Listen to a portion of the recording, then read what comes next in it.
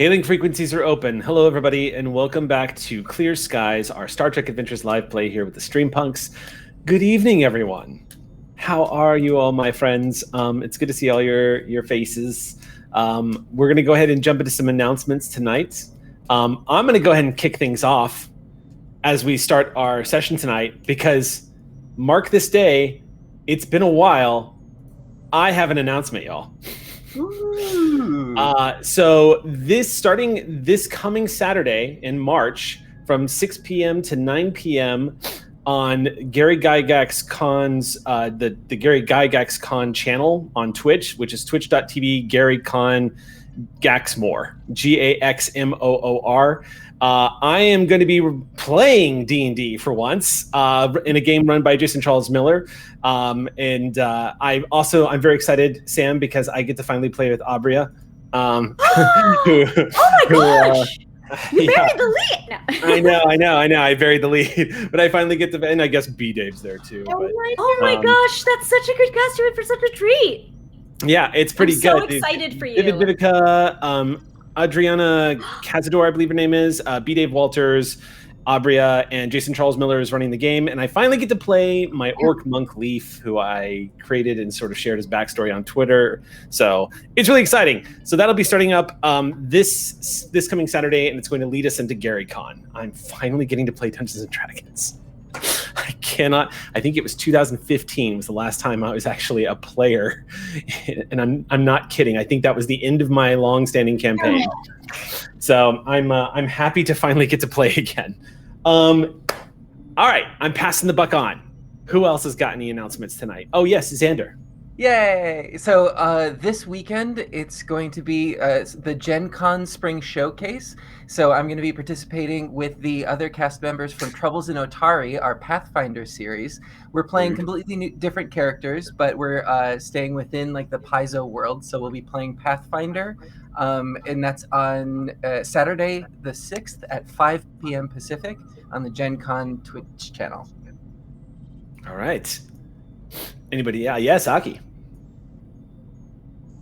Speaking of D&D, I just recently had an announcement for D&D as well. I have a weird echo on my end. I'm so sorry. I'm getting distracted by it. Critical Bard is launching a Wildmount campaign DM'd by Gil the Vlogsmith and starring Critical Bard, myself, Mike, I guess, Nick the Tiefling, Michael Kritz, and the Opera Geek, starting on March 20th at 1:30 p.m. And I'm super stoked.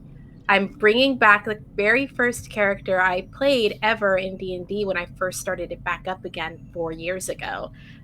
They are being revived for this campaign, and it should be a lot of fun. Sweet. Yeah.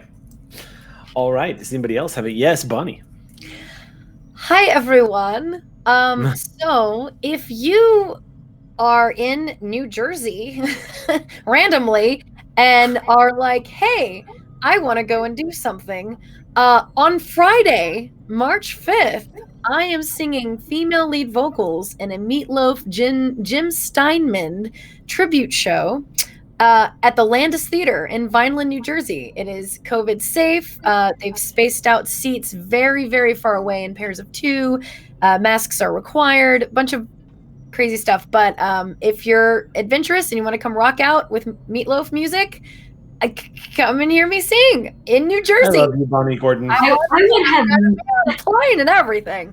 I love you, Bonnie Gordon. Thank you. I love you, Bonnie Gordon. I would have not known that where that statement was going. I was like, Bonnie just starts talking, and within like 3 words, Xander is like beside himself laughing, and I'm like, what is Bonnie going to say? And Meatloaf in New Jersey is not what I saw coming. Technically, it's the legendary pot roast. It's Right. a Meatloaf. Sorry. Big difference. But no, it's a really fun show, and I'm pretty much singing in every song. Wait, it's the actual meatloaf and not the singer meatloaf. Yeah, so it's just a giant platter of meatloaf, and then I sing to it, and I would do anything for love, but I won't do that, and we'll see what that is. So you'll have to come to the show and find out what it is. Why did you kill the captain before the game started, Bunny? Why? You killed the captain. The game hasn't started yet. Mutiny's healthy and ambitious crew. I didn't mean to kill Sam, but they're a dead ringer for love. Yeah. Hey, okay, I'm done. Speaking of the captain, tell me about power play. Oh my gosh. Oh my god. I can't use words. Gosh. All right. Power play is a superhero comic book style role-playing game GM'd by Rick Budd of Tempting Fate and Writer on the first season of Shield of Tomorrow and on Fast, and like a bunch of great RPG stuff. And so he is GMing B. Zelda, Omar Najam, Caitlin Bruder, aka Moss, and I play, and it's the second season, and look, we just played yesterday, so I have a lot of feelings. And if you also want to partake in them, that's on Sundays at 5 p.m. PST on QueueTimes. Please watch. It's so good. I love it so much. Anybody else got anything before we jump into tonight's adventure? My God, Gina DeVivo, yes. It's not a confirmed date yet, but just so everyone knows, follow Pixel Circus and probably me because we're trying to get the part 2 of Ragnarok scheduled. And yeah, you should do that because Xander and I are pretty epic characters on that. And it's fun to see it revisited for its finale. Sorry, I have one more thing to add, mostly because if you missed Gina and I in the episode of Alice is Missing that we did on Sunday, please go back and watch it on Good Time Society. It was so good, and I had such a great time, and I could not have asked for a better cast to play the first time with, and it was so good. It's a beautiful game. Also, everyone come to New Jersey. Also, Meatloaf is in New Jersey, and Bunny will be singing to the Meatloaf. The legendary pot roast is in New Jersey. Singing Meatloaf with me. All right. Unless there's any other announcements, we had a few of them tonight. Before I toss this out here, actually, let me say this. I want to take a moment to give a big shout out and love to our mods. In particular, I want to give a huge shout out and love to Chandra, who does our credits every month for the Patreon. She does it. She pokes me and says, "Hey, you haven't sent it to me yet." And then when I send it to her, before I can even profoundly thank her for doing this for us, she thanks me for giving them to her. I know that's just professionalism and being nice, but the truth is I just want to underscore that our mods here at QueueTimes and across our Twitch channels are the heart and soul of Streampunks, and we love them dearly. So I love you guys. Thank you so much for constantly making this a thing that functions and protecting our community and looking after everyone. We really appreciate it. We got your back, and thank you for having ours. Having said that, now, are there any other announcements before we jump into tonight's game? Okay. Oh yes, Sam. I'm excited. Yeah. All right, let's go ahead and jump into tonight's episode of Clear Skies.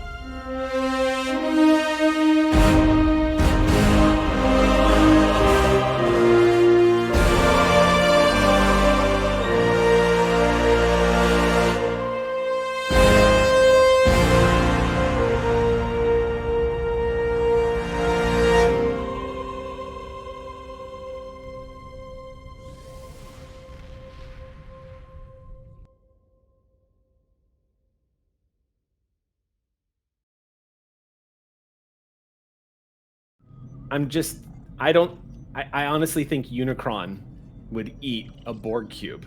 I don't think, because Unicron's a planet, so it's not really a contest. Look, And he's Unicron would do voiced- anything for love, but I'm just saying. And he was voiced by Nobody should be asked to eat a Borg. That's just cruel and unusual punishment. You're giving me ideas for a villain in this season. Dun dun dun. The face that Gina's making. What the fuck villain is that? My mind went so many places during that, and then you said that you're going to make them a villain, and my brain had stuck on one in particular, and then I was like, that would be bad. No. All right.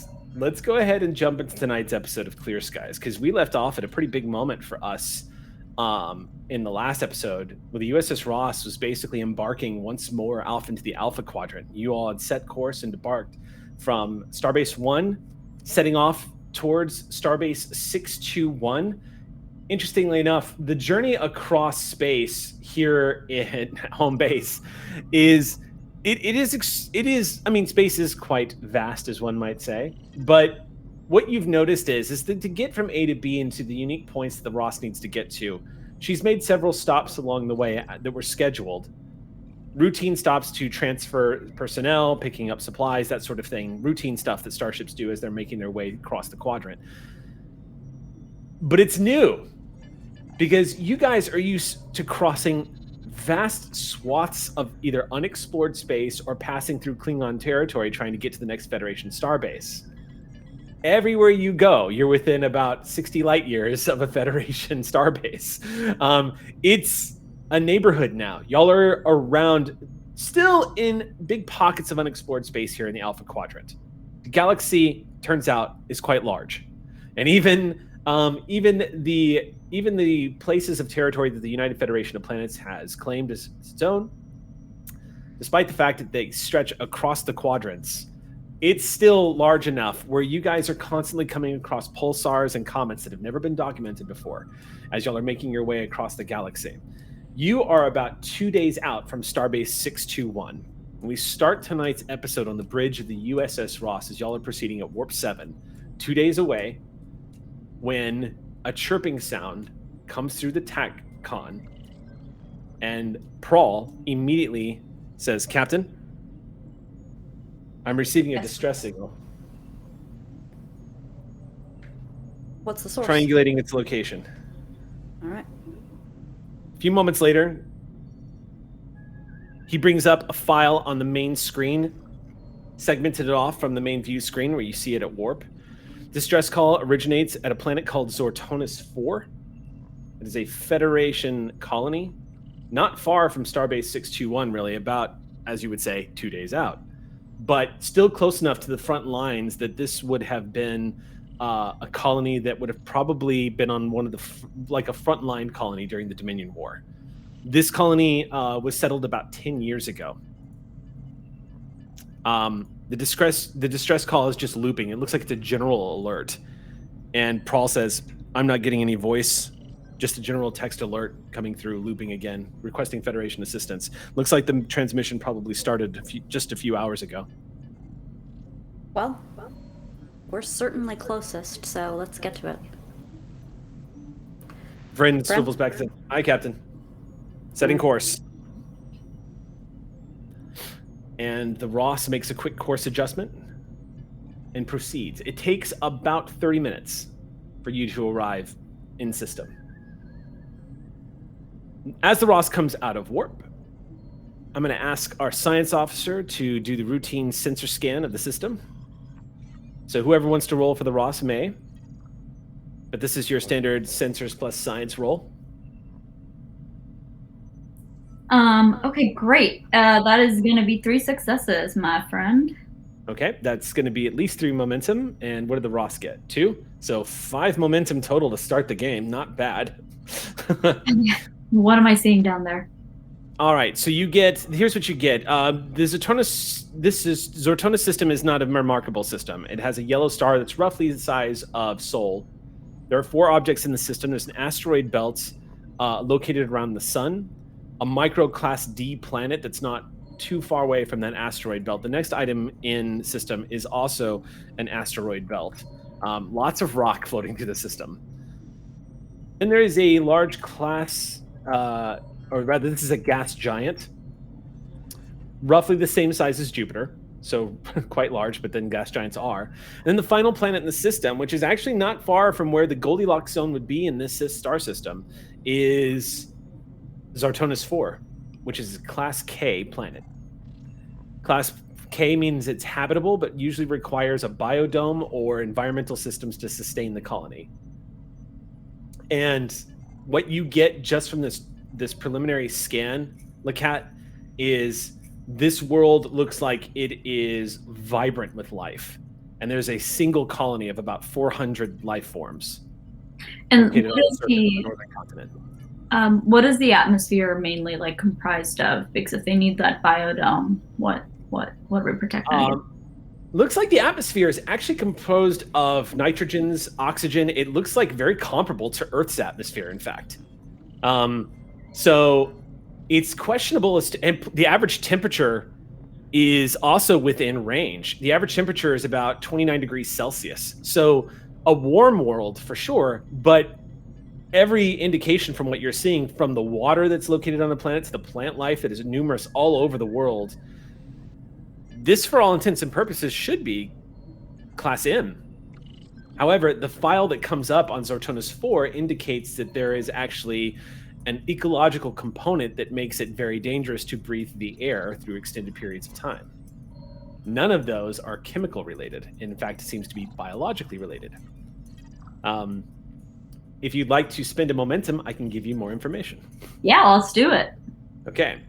Zartonis IV is a world that is currently in development. From what the file says, the Federation files state that Zartonis IV is a colony that is currently undergoing a very delicate process of colonization on the world itself. This has mostly to do with the ecosystem. Apparently, the world itself is saturated with sporadic life form. So the air actually has a oversaturation of spore life, which is a huge component of a very robust and resilient ecosystem. However, there's fear that changes to the atmosphere or any of the current wind currents or anything that normally happens through colonizations or terraforming might damage that ecosystem. So instead, the colonists and the Federation are taking their sweet time and not developing any further until they have a complete understanding of how this ecosystem has worked. This process, according to the file, was only supposed to take a few years. War kind of gums things up sometimes. The colony's been here for 10 years. The Dominion War pretty much slammed a halt to everything. You also note that in the file that this system was the location of a battle during the Dominion War. The USS Anime, an Akira-class starship, engaged 2 Dominion warships in system. The file doesn't go into detail. It looks like a lot of it is not readily available unless Captain wants to take a good look themselves, or the first officer does. But essentially what ended up happening is this Akira-class starship destroyed 2 Dominion warships in the course of the battle. However, was so severely damaged that she had to be scuttled, and the crew was rescued. We have 4 more momentum, correct? I think so. Can I use 1 more momentum to ask a question? What's up? So I guess my final question is also, from my scans, what can I observe or extrapolate from the actual distribution of populations on this planet? You would see that currently, so the scans, well, first of all, the colonization file tells you that the full complement of colonists is roughly 500. Okay. But right now, the full population is closer to 400. So when this colony started 10 years ago, it had 100 more people living here. Why they're not here is up to debate, but it doesn't look like there's any immediate files to indicate if they left or if they were killed or if they died. But currently, right now, planet side, there are approximately 404 colonists. May I inquire about something? Sure. What would you like to know? Does the Federation have any sort of supply logs? If this colony was only supposed to be inhabited for an estimation of a few years, 10 would indicate a much higher deterioration. Has the Federation throughout the war been providing them with supplies to provide maintenance and the like? So, to try and infer what this emergency might be about? I would say make a roll on this one. Okay. I would say roll reason plus command. And I'll set the difficulty at 1. Okay. Command, reason, got it. Because a lot of what you're reading in the file, Exio, is you kind of reading between the lines of interpreting, of trying to anticipate why the Federation made some of the decisions that made deciding the colony. 2 successes. Okay, so gain a momentum. So what you get is that the colony was built about 10 years ago. The Dominion War breaks out, and it looks like the Federation advised the colonists to evacuate. They didn't. Because colonists can be notoriously stubborn sometimes. However, a large reason why is a huge swath of the community of this colony is, in fact, scientific in nature and engineering in nature. This was a large swath of the colony was designed to study the ecosystem on the planet, and they didn't want to abandon it to the fires of war. However, the Federation seems to have cautioned the colonists that by not, that's my coffee going off. The Federation did let them know that by staying on this planet, they might make this planet a target. The Federation has, since the war, had regular supply runs to this colony. But this colony, apparently, gauging from what the file says, what you uncover, and you would recognize this immediately, Olin and Azuri, is that this has a designation on the file that is somewhat new and designates this colony a ultra low priority colony. Right now, this entire sector of space is being strained from rebuilding and supply distribution. Up until recently, up until this distress call, this colony has been self-sustained and hasn't demonstrated any problems. They have not needed anything except for the usual supply run. So the Federation has kind of been letting it fly on autopilot and delivering whatever they needed as they needed. But for the most part, after all this time, the colony does sustain itself. It seems to have replicators. It has environmental systems to protect the colonists. It is, for all intents and purposes, a modern, early-stage Federation colony on a Class K planet.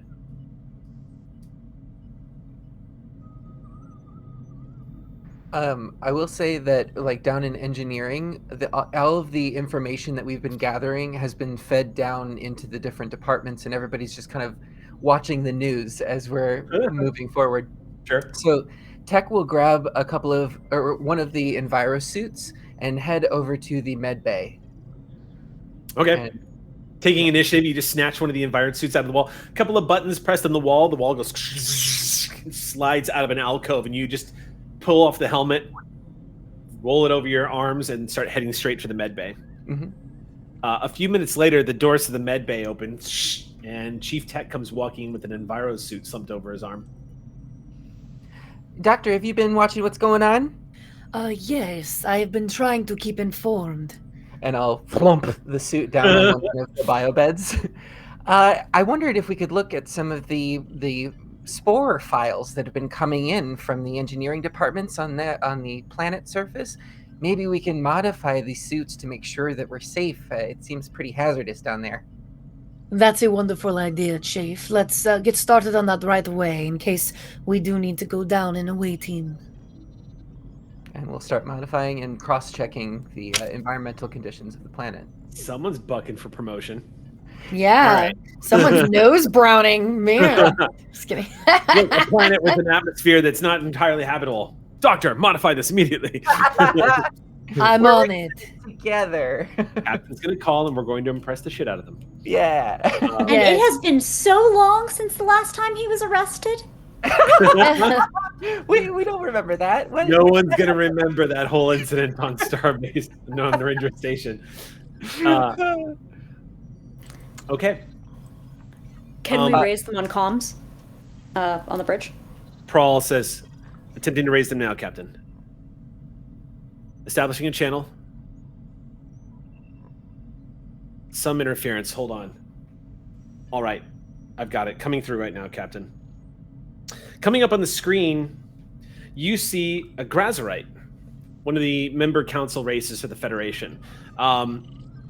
He looks worn from the moment he appears on the screen. Looks like he's wearing a tunic, it's one of those like all-purpose, well-weathered tunics that can survive in just about any environment and keep the wearer dry.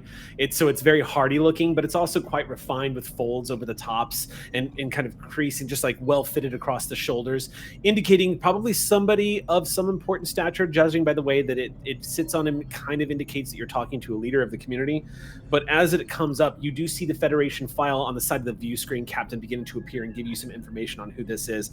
And sure enough, as his face appears on screen, you see him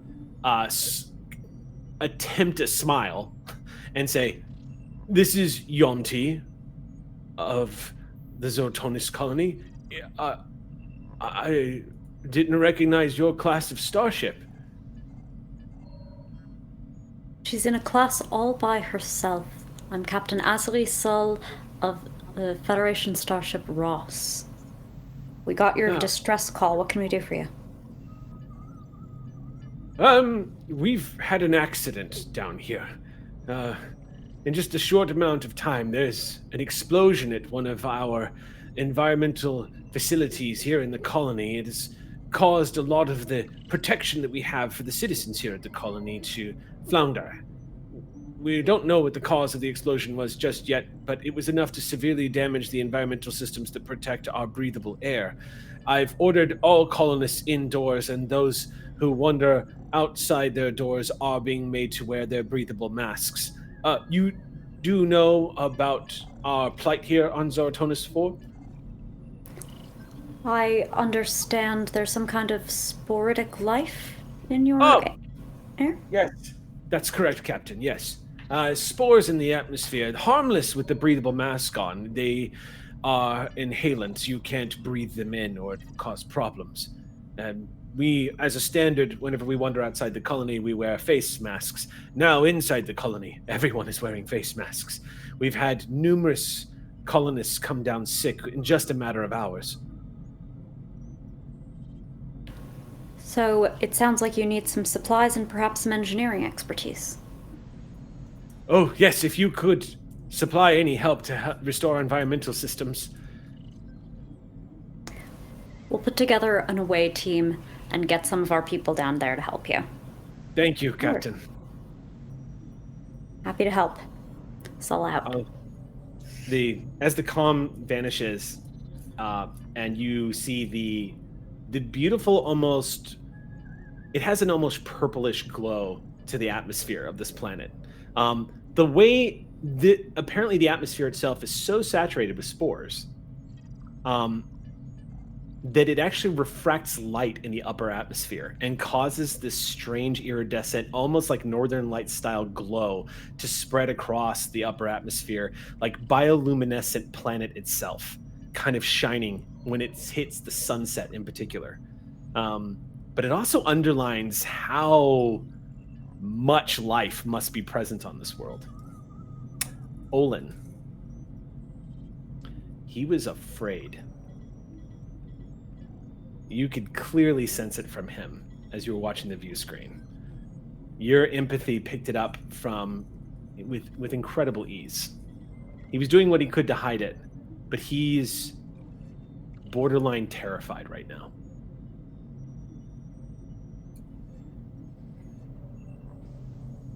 Captain, I know this is standard practice, but we should definitely make sure whatever security detail we send down there is very competent. Something about the way he was expressing himself was... He seemed really rather terrified of something. I'm not entirely sure what it is. But I don't think he was giving us the whole story. I don't think the collapse of environmental systems was enough to explain it. I think that would, of course, be worrisome, and the threat to the rest of his people, of course, would, I think, rightfully worry anyone, but I think there was something more to it than that. It's possible I might be reading too much into it, but it's better safe than sorry. He seemed very scared. Well, Commander, you heard the ambassador. Better safe than sorry. Music to your ears, I know. No, Olin is definitely right. Usually, a distress signal only a few hours, and not much relief upon a rescue. I think Olin is definitely onto something.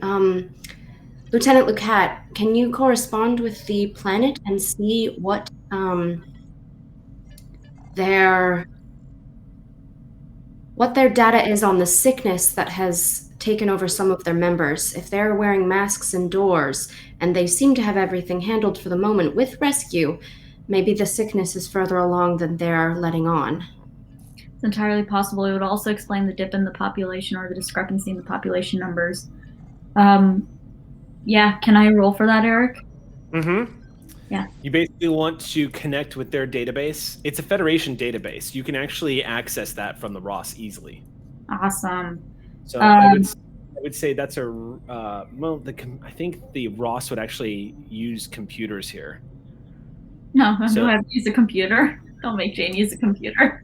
Don't make Jane use a computer, please. For you, I'm going to say this is quite simple. This is reason science, but okay, great. The assistance from the Ross is going to be somebody's happy. Yeah, I am happy. The Ross, I think, is going to use computers command. Amazing. Can I actually make that computers medicine for the Ross? How many And I'm going to successes? set the difficulty is 1. Whoever wants to roll it. Can I use my xenobiology focus on this? Not on this one, but you do have you have other ones that would come into play. Do I have survival? What are your other focuses? Because you're a botanist, aren't you? I am, but actually, botany is not one of the ones that I have on there. Hey, that's not unusual, though. You can get a degree in botany and then find out that as you become a Federation officer that, damn, xenobiology is cool. I mean, it's fine. I rolled a 1 and a 2, but still. Oh, yeah. So that's 3 successes. 1 from the Ross. And 1 from the Ross. Okay, so y'all are maxed out on momentum now. Perfect. So remind me real quick, because it's been a while, but obtain information, does that double every time you ask for it? Is it 1 and then 2 and then 4? No, it's Okay. linear. The studious talent to buy one, get one, as far as I know. Gotcha, okay. All right, so you wanted to find out what exactly was it again, Lacat, that you were looking for? So basically, I want to see how much I can figure out about the actual disease that is affecting this population, and Right. Yeah, just anything you can tell me about it, and then maybe even just get how many members of the said population are currently infected. So the effects of the spores are actually well documented because they about two Starfleet Corps engineers, when they were building this colony, 2 of them got infected. There is currently, back then, there hasn't been an infection since, but back then were the only 2 reported cases, and since then there is no reported known cure. What are the symptoms of infection? First, the indication that you have been infected is a blue iridescent ring begins to form around your pupil, indicating that you've been infected with spore. It does actually have mild bioluminescence, so it causes the ring around your iris to glow soft blue. And then it becomes less pretty after that. What follows afterwards is disorientation and dizziness. Next is numbness in the hands and feet, followed by paralysis, then eventually blindness, and then death. Does it? What system in the body does it tend to attack? Is it going for your respiratory system? But if it's going for the numbness in the hands and feet, yeah, just like it's nervous system. Yeah, great. It enters through. It's an aerosol form, so it's basically you inhale it. Once the spores are inhaled and they get inside you that way, you can touch them apparently, and it's not a problem. But if they are breathed in, if they enter into your... What's the timeline of infection? Usually takes about 3 days from the moment you are infected. In about 3 days, usually patients have become completely paralyzed. By day 5 is when they lose the ability to see, and then from there it varies, but it's usually a week after that patients die. So if only a few have started to show symptoms, it's possible the entire colony could be heavily infected. We need to move quickly. I will go inform the doctor, or ping the doctor right now. There is a list of currently this list, by the way, Lacat, has been updated very recently, but there is a list of about 10 colonists that are sick right now. Copy that. That doesn't necessarily mean that Exio is wrong. It just means there are 10 people presenting symptoms right now. One of them, by the way, is the chief medical doctor of the colony. Great. Dr. Stephen Yen. I want to make sure that obviously Macrell is getting all this information. And Macrell, do you have any questions or anything that you want me to research up on? We have to get down there now. Everyone's eyes are glowing. Safely. Children of the corn. Okay. Prauls pipes up and says... The spore? The spore. Spore. This is spore, Macrell, not corn. Children of the spore. Children of the corn spores. Prawl finally pipes up and gets on the comms and says, "This is Prawl, the chief tech." Go for tech. I'm still in the med bay across from Macrell. Yeah, you're sitting there modifying this thing and looking up at Macrell as you're saying all this. Prawl says, "Chief, have you been following what's been going on?" Yeah, I mean, as close as I can. You heard about the explosion at the environmental facility? Yeah, we should get to replicating some parts that we could bring down. How likely is it for a facility like that to just blow up? Oh, there are a ton of safeguards in place. I mean, it's astronomical, the odds that this would be happening. It's... Oh. Captain. Prawl looks at you and says, "Captain, I agree. A full security detail would be ideal." Very well. Set it up. Aye, Captain. And Lacat, see if we can't get an aerial scan of the facility that blew up at this distance. With our high-resolution sensors, we should be able to see every mark on it and maybe get a bit of a forensic analysis of our own. I agree completely. All right, I think we are thinking the exact same thing, Captain. This is a little too convenient. Okay, yeah, I would love to do a forensic analysis of this bad boy. Okay, Captain, you can assist with this since you've given the order. And Lacat, go ahead and roll your reason science. Of course, the Ross is going to roll her sensors science. And Captain, you got your command roll here, your presence command. What's the difficulty on this? I'm sorry. I'm going to set the difficulty for this at... I'll set it at 3. And you Okay. can do information as needed. This will be pretty easy for y'all. And I can use my sensors focus, right? Yes, Great. 100%. 2 successes. Okay. Another one from me. And 1 from Ross? Okay. So that's 4 total. Oh, yes, Is that right? yes. Yes, because the captain is helping as well. Yes. Right. Okay, so gain of momentum. So up on the view screen, you see the cloud cover, and you see the Ross zooming in, right up, and man, oh yeah, those high-resolution sensors, Google Earth ain't got nothing on the USS Ross. As you can imagine, being the 24th century and all. But as you zoom in from the atmosphere, you're able to actually, with high-resolution sensors in the upper atmosphere, you could zoom down and see the part in someone's hair on full view screen on the Ross. Seeing the facility is not difficult. Okay. What you see when Yachtme described an explosion at the environmental facility, you were expecting to see like a few windows blown out and maybe like evidence of burn marks or destruction of the side of a building. Mm-hmm. What you see is a scrap heap. It looks like this environmental facility was close to a massive explosion. It is worth noting the environmental facility itself is located somewhat outside the colony. It is the farthest building from the colony. It is located about half a mile north of the colony itself and is attached to the colony by a roadway.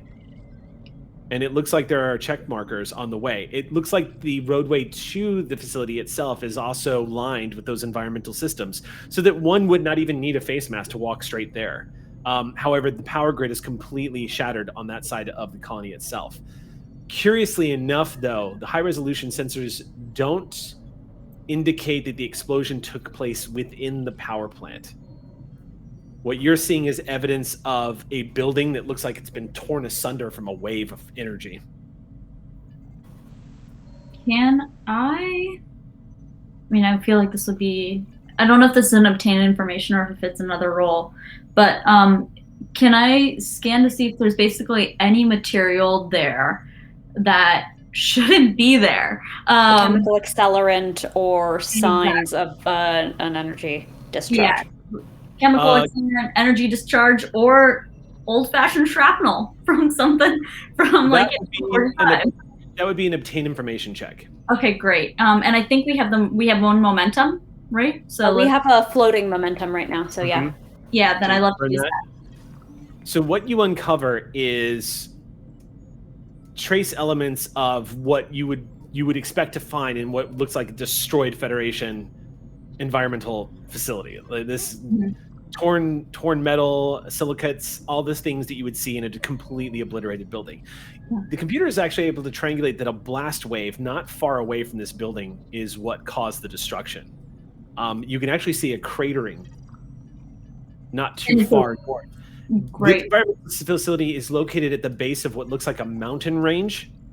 The mountains themselves are not particularly large. I would say somewhat close to what you might see. Sorry for everyone who's watching, but to give you as the players a reference, something you might see in Burbank. So mountains about 500 feet high. Hikeable. Yeah. Not huge mountains, large mountains, but not like Colorado mountains. Yeah. But enough. And they're rocky as well. Mm-hmm. Not a lot of them covered in plant life. But the blast zone looks like something popped nearby. Great. And it seems like the waves seem as if they were traveling from the mountain. Can I ask that? Is that a leading question? I'll give you this. What you're starting to see, the picture that's getting painted is something nearby blew up, and it took the facility with it. Beautiful. Well, not beautiful, but all right. If you want to make one more sensor check, because you're trying to scan to see, because I'm giving you obtain information of what you would learn without a sensor roll. Yes. If you're trying to determine if there's anything else, I'm going to have you roll another. I'm going to have you make another sensor check. This time, not assisted by the captain, but just the Ross. Awesome. And the difficulty is 5. Oh boy. We have a ton of momentum, though. We have a ton of momentum. Great. Then I'm gonna send one to get a third piece of dice. If you wanted to, you could spend 3 and get 2 dice. Oh yeah, then let's do it. If y'all are cool with me being that reckless. Absolutely. Amazing. Like a big hit. Reason science, right? Let's do this. Okay. Okay, let's see. 1, 2, 3, 4, 5. 5. Because I can use my sensors check. Yeah? Yeah, you can use your sensors. Yeah! 5, so you gain a momentum. 5 successes, and you gain your momentum. Okay. 6 successes, because I got one too. Right. So 5, and you get a momentum. And then what the Ross gives you back is, first of all, the first indication that something is off is the fact that the explosion apparently has caused a fluctuation in the power grid across the colony. You're not going to be able to tell why that is from here, but what you are detecting is trace residual energy readings of polaron energy. Something Excuse me? Polaron energy, which you would not see, which you would not see in an environmental facility on a Federation colony. Great. This is terrible. It makes me think about it makes me think about the 2 destroyed ships, right? Captain is immediately going. The Klingon colony, as I recall. Yeah, that too. Smuggled Polaron weapons. Well, we're closer to the locus of where those things would be smuggled from. So, Cool. added excitement. Added excitement. We might have visitors. We might have just missed them. But we're about to see. I'm gonna look to my left. Oh, yep. Can I request to be a part of the away team, because I'd like to get a closer look of what exactly is going down there. Granted. Thank you. I'm gonna look to my left, look to my right, kind of gauge both of them. Yeah. There Less would be affected by spores. less that. Wouldn't mind just taking a kick at a possible antidote. However, now my internal sensors are concerned at the facility clearly not having logs from an internal explosion, and why he would be hiding it. And whether they are aware of an illegal explosion. How'd they survive for 10 years, Captain? As a low priority planet. Those sure are the questions, and I'm going to flip your ring into your hand like a coin. Let's go find out. Would you be so kind as to relay any potential clues or answers to me? I could possibly do a little bit of extra digging up here. Absolutely. Rather not risk the spores, Ambassador? I wouldn't blame you. I don't think I would be of any specific help down there, to be perfectly honest. You mean there's a suspicious explosion? An empath couldn't possibly be of help in finding the perpetrators. You are always useful, Ambassador. If you want me to go down, I'll gladly go. I just don't want to be in the way. Wherever you think your talents are best used. Again, I won't push you. I know some people get uncomfortable about these things. And I point to Prawl, or as the security concern, and you're not an officer. If Jane is either way, you feel from her that she wants you to come. And Exio kind of watching you of like, you coming? I should probably change into something a little bit more appropriate. Tech, are you what going is as the well? fashion? Mask, Captain. It's environment, Captain. Jane says exactly as Exio says the mask line. It's like they don't have colors. Is Tech going? As we cut down to the med bay, Tech has been working on this suit with McCrell, and he sets down his pad that he was looking at and looks up at the doctor and just says, "Doctor, I think you should go down to the planet, but I'm going to stay on the Ross. I think there's a lot of engineering stuff that I can figure out with the computers up here, but it would be better for you on the planet." I agree that I should go, but Chief, if the issue is an engineering problem, you will be needed on the planet eventually. And I'm not saying that I won't be on call, but there are a few projects that I want to work on up here And when you guys need me, I'll be ready. I understand. Do you I'm want to going send to- anybody? You can just because you're not sending the chief engineer doesn't mean you can't send an engineer. You have the option. Yeah. Oh, You have of course. cast if you Yeah. want to send an engineer down there. So he's gonna go over to where we've been modifying the suit. We just got some new information about this polaron radiation, and we got to make sure that these things are really sensitive to that because that is fatal to humanoids. So Yes.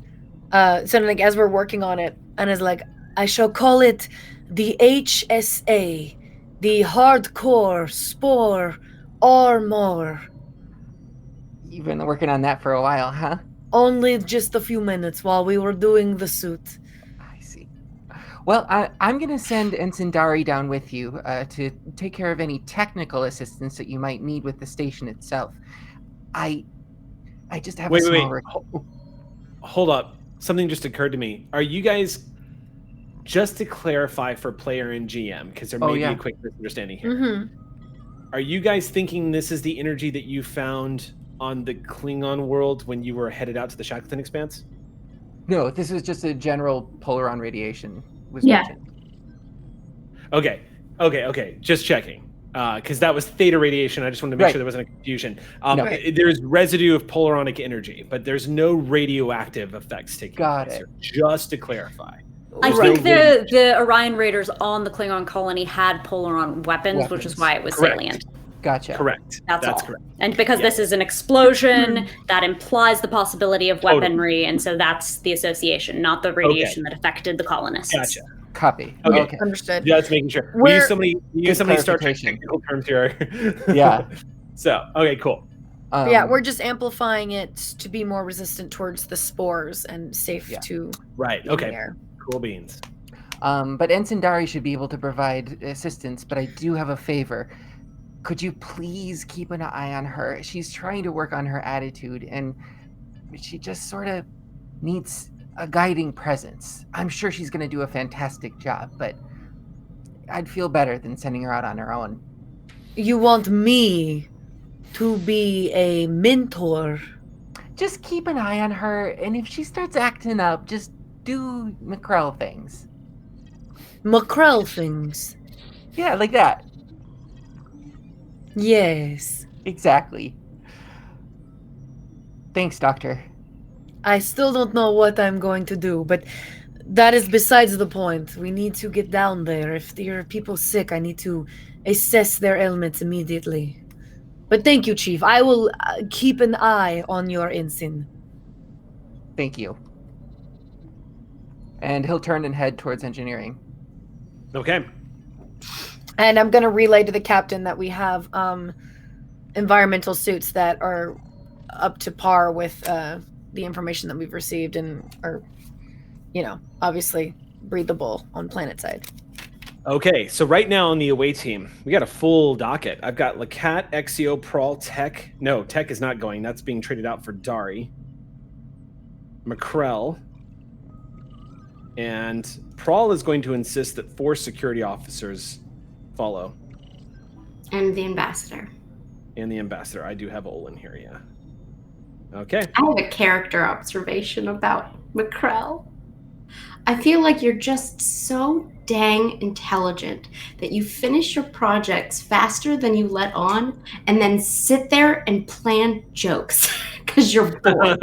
You're like, yes. Too quickly, and then you're like, if I finish it too quick, everyone's going to be like, it's just not going to look realistic. I'm going to set an expectation to have to finish things faster. So if I just slow it down a little bit, I'll take my time and think of something punny to say when we have completed the task.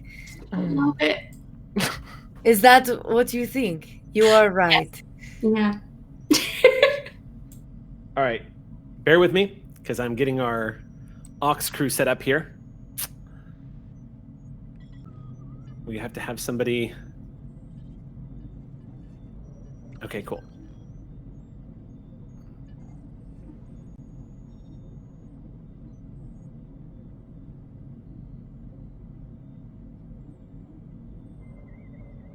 And yeah, that'll do. and then security. That'll do. That'll do, donkey. That'll do.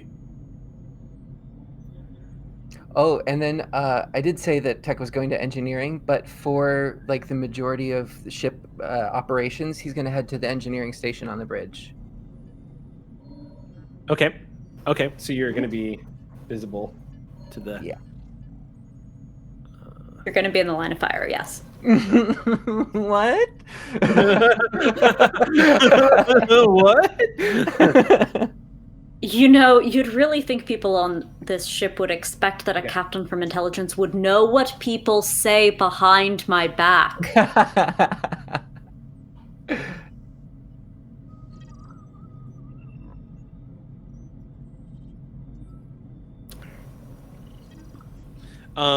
Okay, so taking over at the science station while the cat is away is Lieutenant Spence, they, them, and Lieutenant Dugan, he, him, is taking over on Prawl's security station.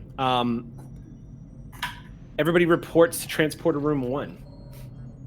As y'all are getting ready to beam down on the first away mission y'all have had since that whole shenanigan with the crystalline entity, which was good times. As the transporter activates, you all begin to materialize down on the colony itself. And the first thing you notice when you materialize in the colony center is that this very beautiful room with lush blue carpets that have been thrown out across the floor and fine like windows looking out over the colony. You get an underview immediately of what that beautiful skyline looks like with all the ambient glow coursing through the atmosphere, pulsating in the clouds. You also get these flashes of yellow indicating that the entire colony is on alert right now. You've beamed into the main foyer area where you see a secretary immediately look up from his desk as you all appear, and he goes, "Oh, you're here." He looks like he's wearing dark tanned robes that have been folded around, but he's also got what looks like as a face mask dangling off the side of his neck, ready to be put on at any moment. He says, "I'll show you in immediately. Thank you so much for coming so fast. We've been in a lot of trouble here in the past 6 hours. This way, please." As we're walking, I'm just going to be like, "You need to take me immediately to the people who are ailing." Of course. Once I show you in, I'd be happy to lead you there immediately. The facility is attached to this building. The door is open. Yomti's office is quite humble looking. It's a room that's large enough to suit maybe about 10 people in case there needs to be a large meeting. But the desk itself and the back windows are all quite simple. The windows themselves look like those sort of column windows that are quite thin. And there's just rows of them all along the back wall, casting this beautiful ambient light in. And again, it's sort of bluish in nature because of the upper atmosphere. You can also see those mountains in the background and the greenery and the other plant life. Also, you can vaguely see the trails of smoke from the facility still drifting up into the atmosphere, not too far from the colony. As you enter, you see he turns around, and Olin, the moment you spot him as he swivels in his chair and sees you all walking into his office, a spike of anxiety, of genuine fear, as he forces a smile on his face. And not even Exio needs to execute any kind of body language reading protocols for her program to spot that this guy is trying very hard to put on a poker face. He just kind of gives this stretched smile and says, "You're here. Good, good, good, good." And he stands up and says, "Thank you so much for responding so quickly. I knew we wouldn't have to worry with our Federation friends nearby." Absolutely.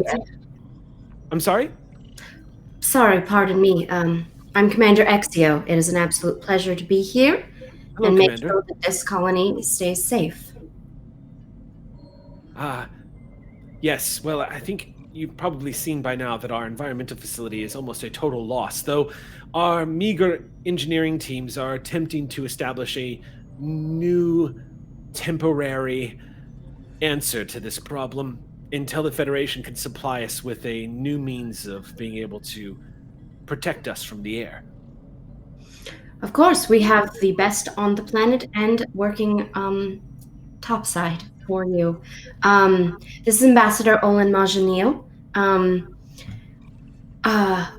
In order to aid our engineers, help your engineers, I was wondering if you had any logs of your environmental facility showing signs of distress before the explosion, so as to indicate which parts started to fail that caused the explosion, so we know how to supply you better. I can give you everything we have, of course. Just a moment. And he goes down into a data pad and starts entering a few commands, and Dari raises her hand and says, I got it, send it to me. And he enters a couple of more commands, and you see Dari says, and she starts looking at it, and within seconds just goes, are these incomplete? What? No, those are the logs. Okay. This doesn't say anything, though. So is it incomplete? No. Okay. Dari looks at you, Commander. I just sort of give her a head nod and then look back. Yes, well, anyway, feel free to examine those, and please let me know what you find. I would hate for this to happen again. Was there perhaps anyone working during the time of the explosion that may be able to answer any more questions for us? Well, the facility is fully automated. There shouldn't be. No one was in the facility. Your information on the explosion is incomplete, but I assume that you have a list of the people who are currently sick that need treatment. Yes, that is here. And he hands you a data pad and says, that's currently all the information we have. Right now, Dr. Yen has been working around the clock to help those who are sick. Unfortunately, Dr. Yen himself is sick, and recently has started to experience some of the more mild symptoms of the spores. Yes, I see that. I shall go and assess the situation and try and help as much as I can. Thank you. Take the security team and go start helping this colony and its people. It's at that moment when you say that, Exio, that he notices the security team. And and Paul is just standing there with 4 security officers behind him. And Olin, that if Grazanites could sweat openly the way humans do, he might be sweating right now. I'm sending everyone else, and we're staying. Olin and I. He does bring up and says, "I'm sorry. Why is there a full security team here? Is there suspicion that something is wrong?" Well, I have a question. Have you scanned since the explosion? Because there are traces of polaron energy around the site. Were you aware? No. To be fair, when the explosion happened, there was a power fluctuation in our energy grid. It was extensive, caused disruptions everywhere. Sensors were down for close to 10 minutes. Well, no matter the necessity for a rescue mission, whenever there is any form of distress, it is always wise for a Federation crew to be prepared. Oh, I see. Protocol then. Yes, of course. That makes sense. Yes. And as I leave, I'm gonna go, and on that note, I believe protocol is for the security team to assess and stay with engineering. I don't believe security will be needed with the sick, but I assure you that it is all protocol. And they walk out. Prawl gives you a quirked eyebrow. Basically, Prawl is saying, I don't think the sick is going to need security. I think where they're going to investigate might be more important. Sure. But McCrell obviously isn't good at like that. He watches you go, and Prawl glances over at you, Exio, waiting for the order. You want him to go somewhere? I still think one officer should accompany the doctor. Agreed. Nods to one of the ensigns, who immediately nods back and follows the doctor out. Could use the extra hands, I say back at the other, at this person who is not sweating bullets. Yeah. Sitting very calmly. Yeah. I think that we should all go on the tour together. We should accompany the engineering team, as you obviously are the only healthy person currently who has the most knowledge of this facility, and you would be much aid to us. Yes, of course. Yes. Everyone, make sure to wear face masks. It's very dangerous out there right now without the facility up and moving.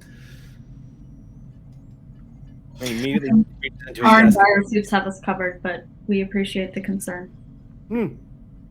Puts his mask on.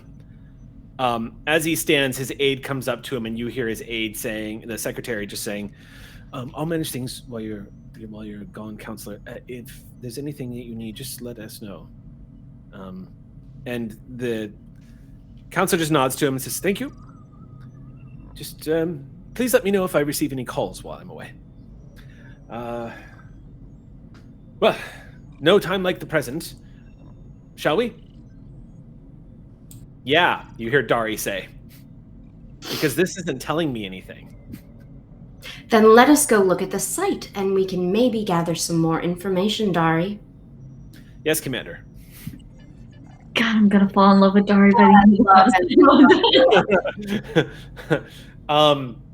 I'm giving her the warmest smile. Just, yes. You be your sassy self today.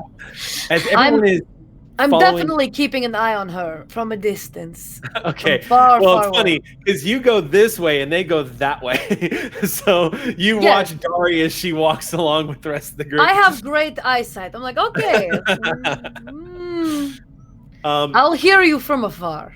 As y'all are getting ready to exit the facility and step out with face masks on, before you guys reach the front, he stops before he opens the door, and he says, "Oh, Commander, you're going to want a face mask."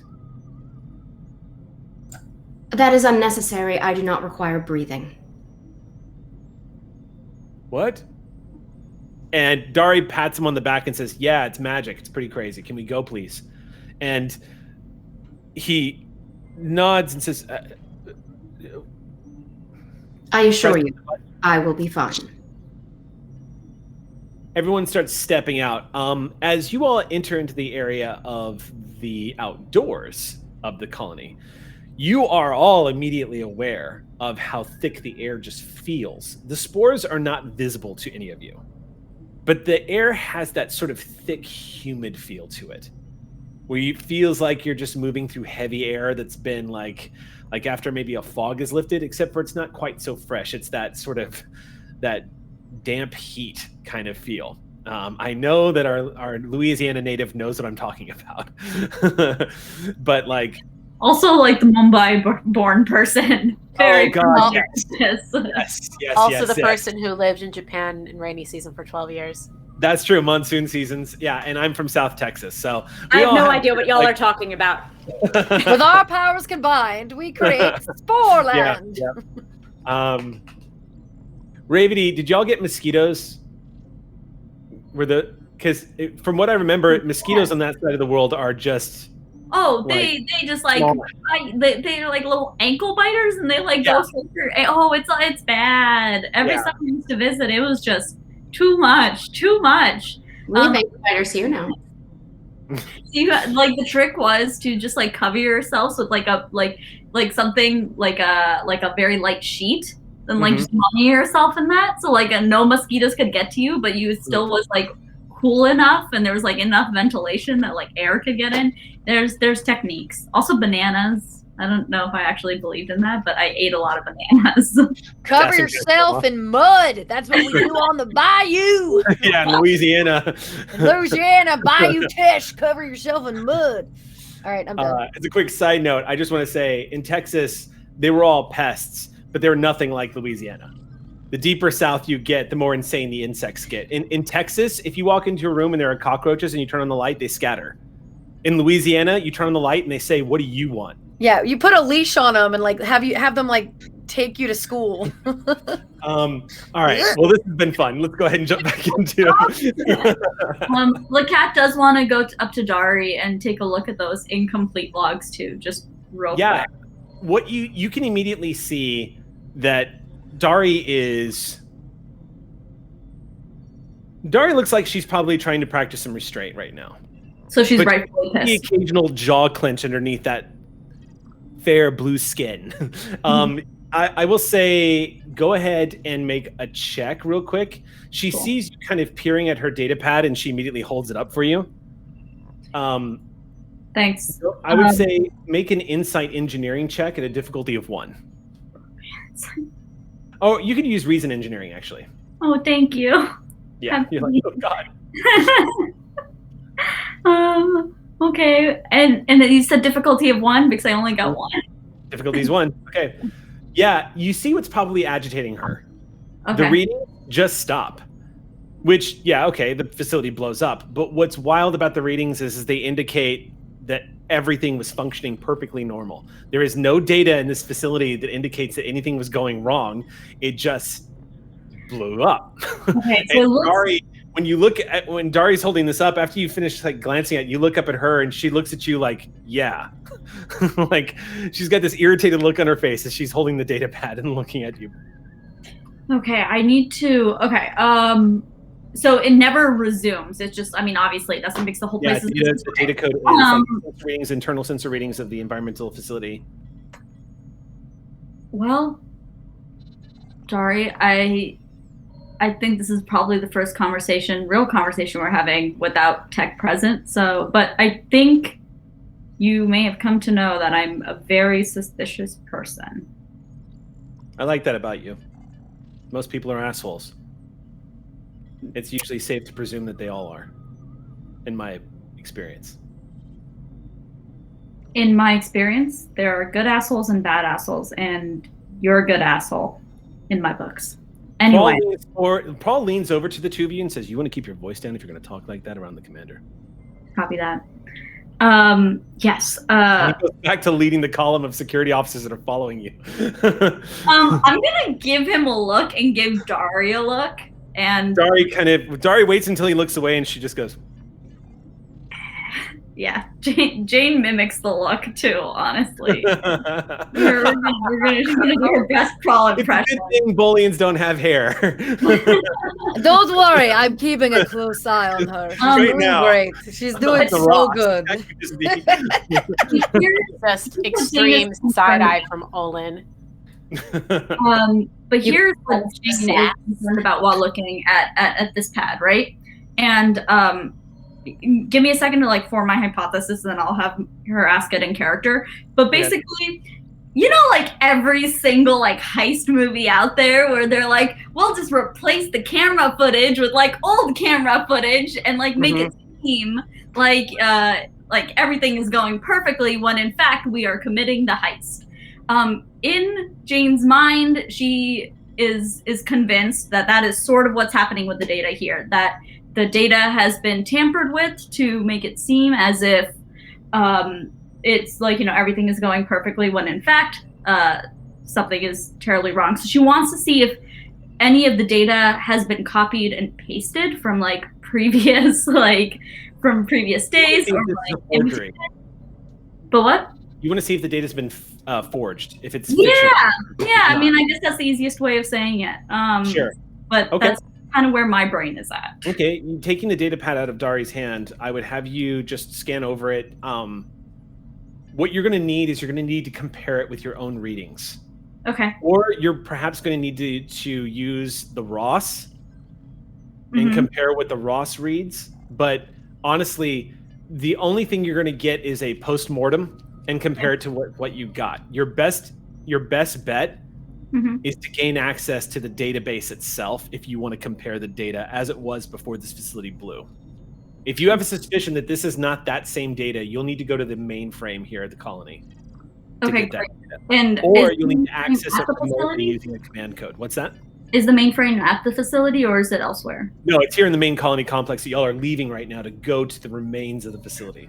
Okay, well then I think that she wants to do, she wants to see what she can as much as like what's in her hand right now. She's going to go to the facility, examine the facility, and then if she needs to come back, she'll come back to check and see if it's forged.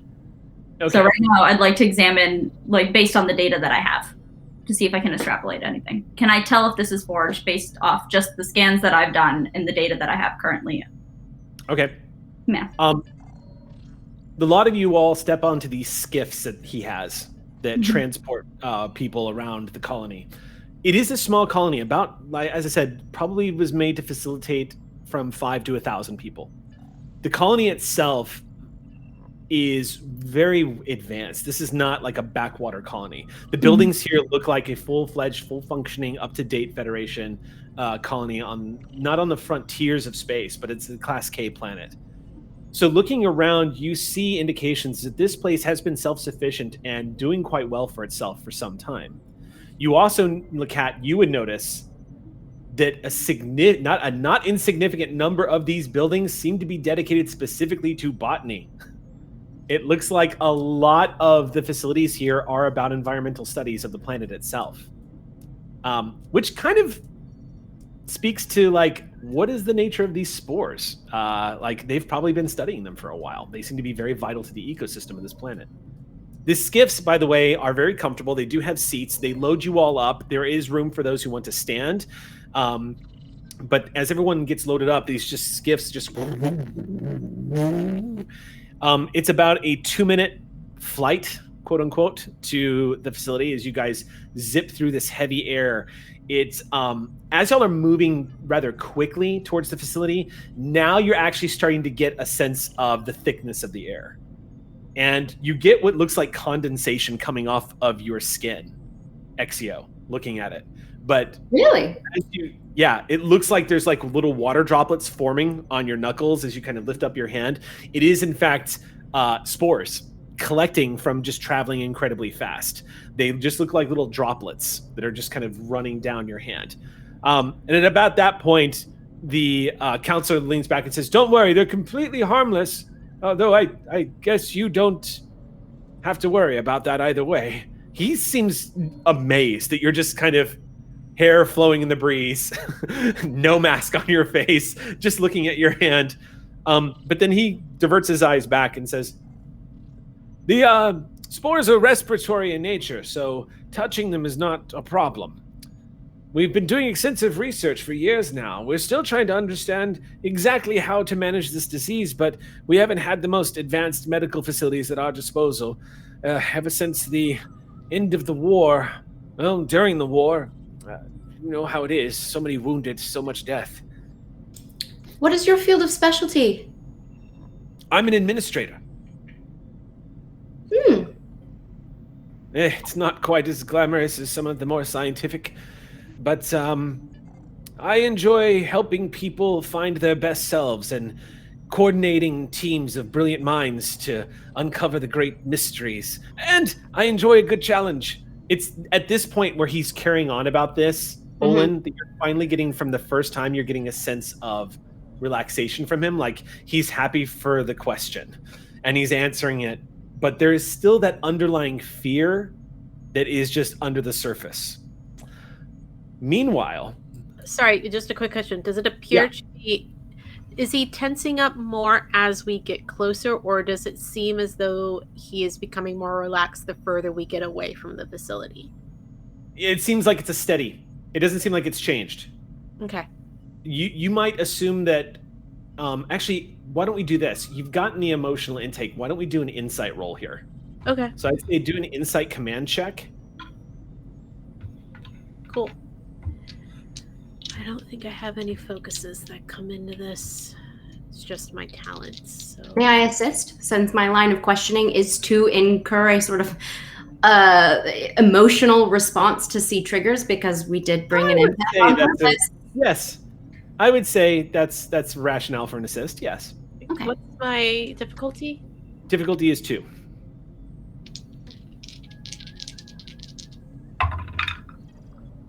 Oh god, my dice are tired. They haven't been rolled in so long. They're like, what's going on? What is this? Inside command, you said?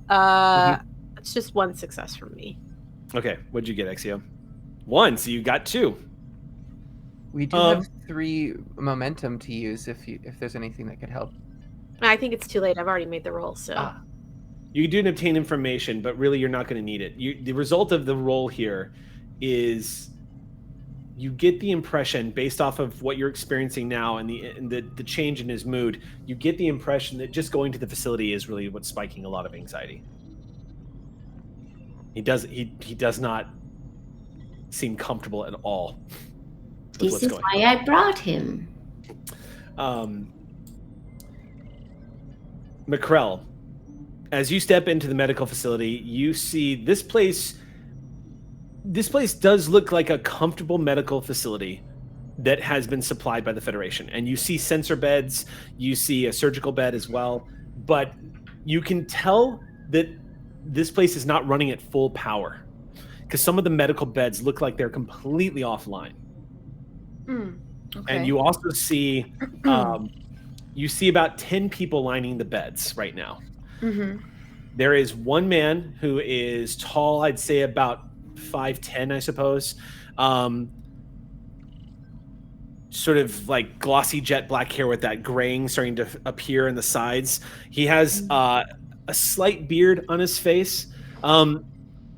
Stephen Yen looks like a frontier doctor, like somebody who's probably been practicing medicine outside of the fancy schmancy facilities most of his life. And judging from the lines on his face, he's done a lot of adventuring and a lot of smiling, but right now he doesn't look very happy. In fact, right now, as you walk into the facility, you see 2 things.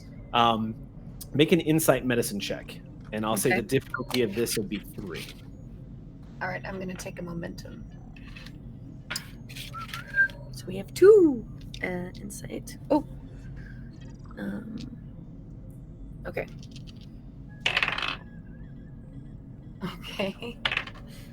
Okay. Well, I crit. What was the difficulty? 2? 3. 3. So I rolled 3 die. I got I'm assuming my focus has come into play, correct? Which focus do you have? Emergency medicine, psychiatry, botany, infectious diseases. Yes. Infectious diseases would come into play. It's funny, you're the botanist. Okay, so yeah, in that case, this is going to be super helpful. In that case, the first thing you notice is obvious right off the bat is there is a small blue glow around the iris of his eyes. And it's eerie to see it because you can see it from where you are walking into the room. He's a good 25 feet away from you, and you can see it from where you are. It's subtle, but it's like light catching a reflector, basically, kind of. But the next thing you notice is he's doing this with his hand. He's like flexing his hand back and forth and rubbing his palm. Oh, he's starting to get numb. Okay. Yeah, your medical instincts immediately tell you. All right. That he's already hitting that stage where he's probably starting to experience some minor numbness in his fingertips. And you see him just kind of doing this while he's looking at a data pad. Okay. Sorry, can we get a confirmation of how many successes that was? Because we don't know where we are on momentum. I got 3, and 1 I thought was a complication, but it was a 19 out of 20. I got 1 success, a crit, and a 19. Okay. I apologize. So that met it, and we don't gain momentum. We don't gain momentum, so we have 2. Sorry. Yeah. Okay. What about, so looking at the other 9 people in this medical facility, like what state? Are they all at different states of the illness? It looks like the people that are in the worst state right now that have erratic vital signs are the ones that have been delegated to the beds that have power. Okay. Everybody else, some of them are sitting up and talking, but you can see that blue glow. The fear in the room is palpable. Everyone is very nervous. Yeah. But my fur probably stands on end for a little bit, just feeling the tense. There is one patient. It looks like a 15-year-old girl who is currently hooked up to what looks like a life support machine and is breathing for her. Okay.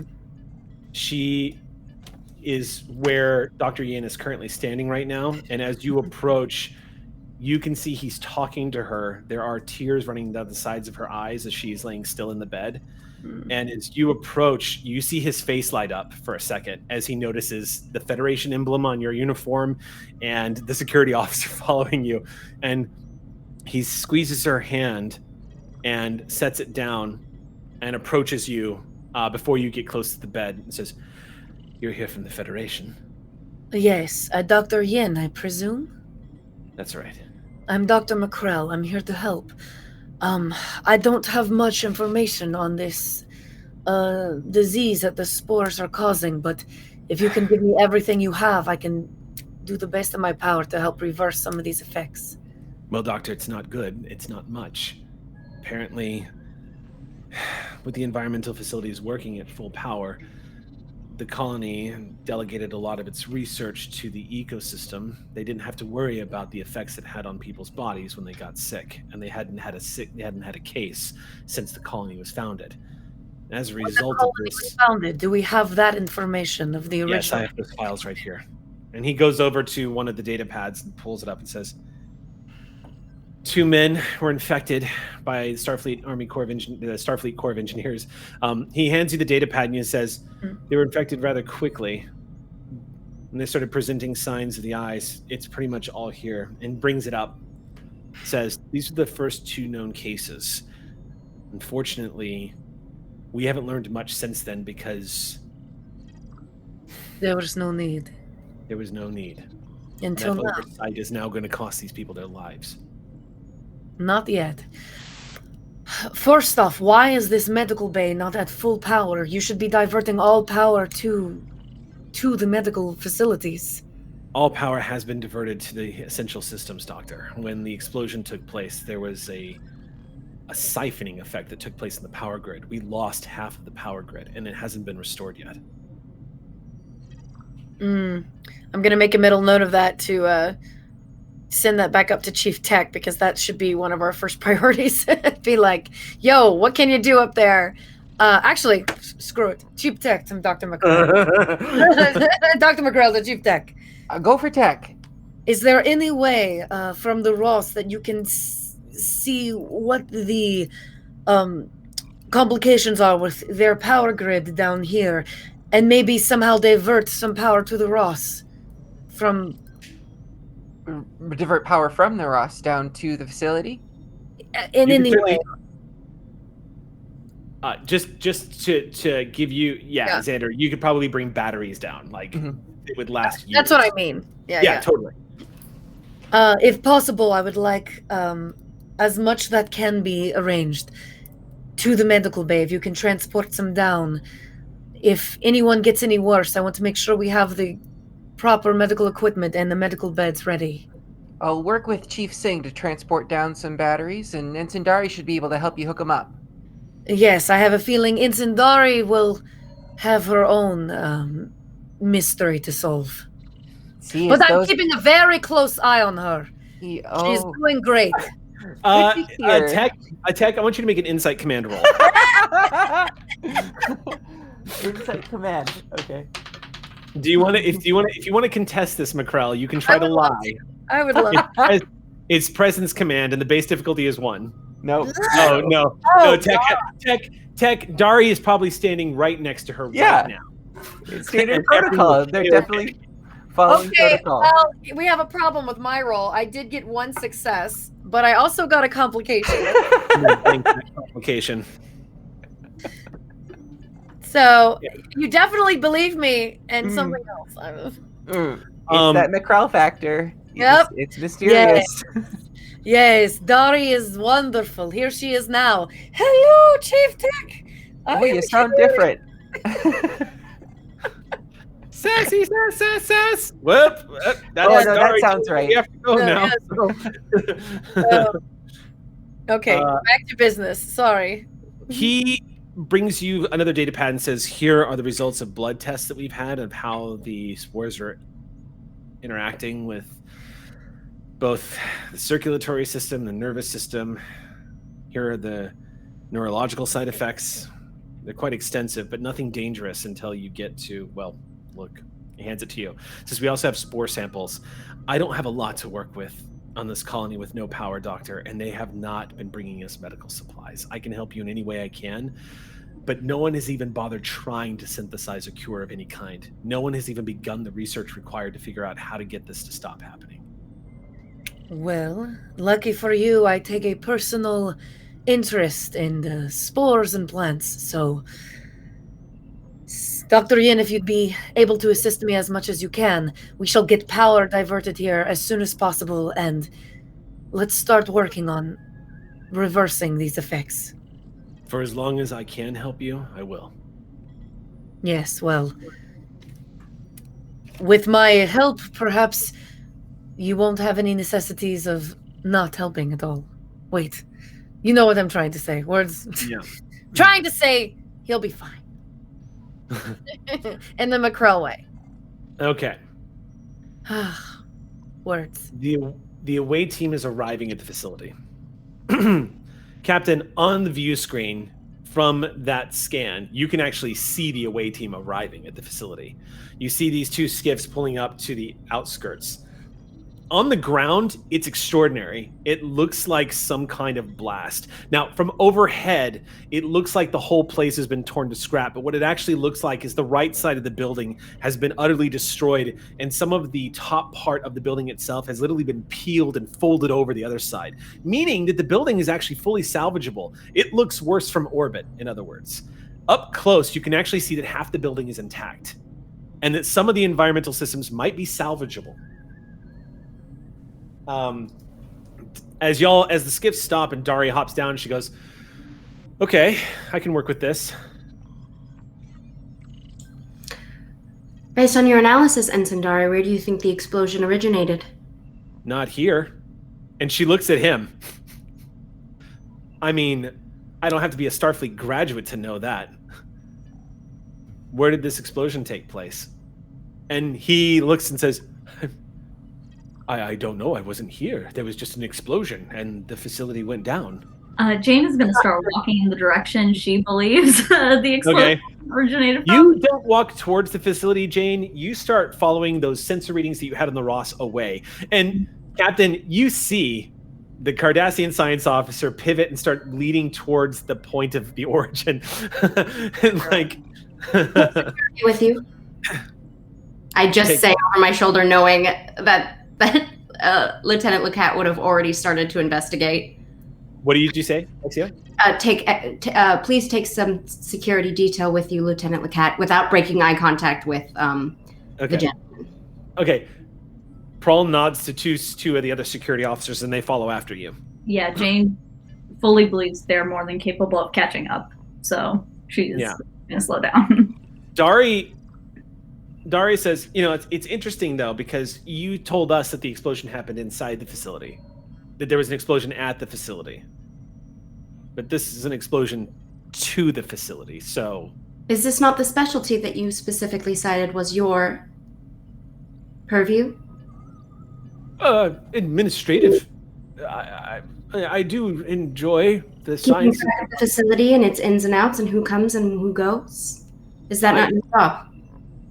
Well, of course, but there was no one here. Yet you could not provide that no one was here. Well, none of the colonists were here. They're fully accounted for. There it is. Olin, he looks at you wide-eyed for a moment, like, go ahead. I'm going to ask Exio and Olin both to make an insight command check here. Yeah, can I use my cold reading talent since this is an altercation now?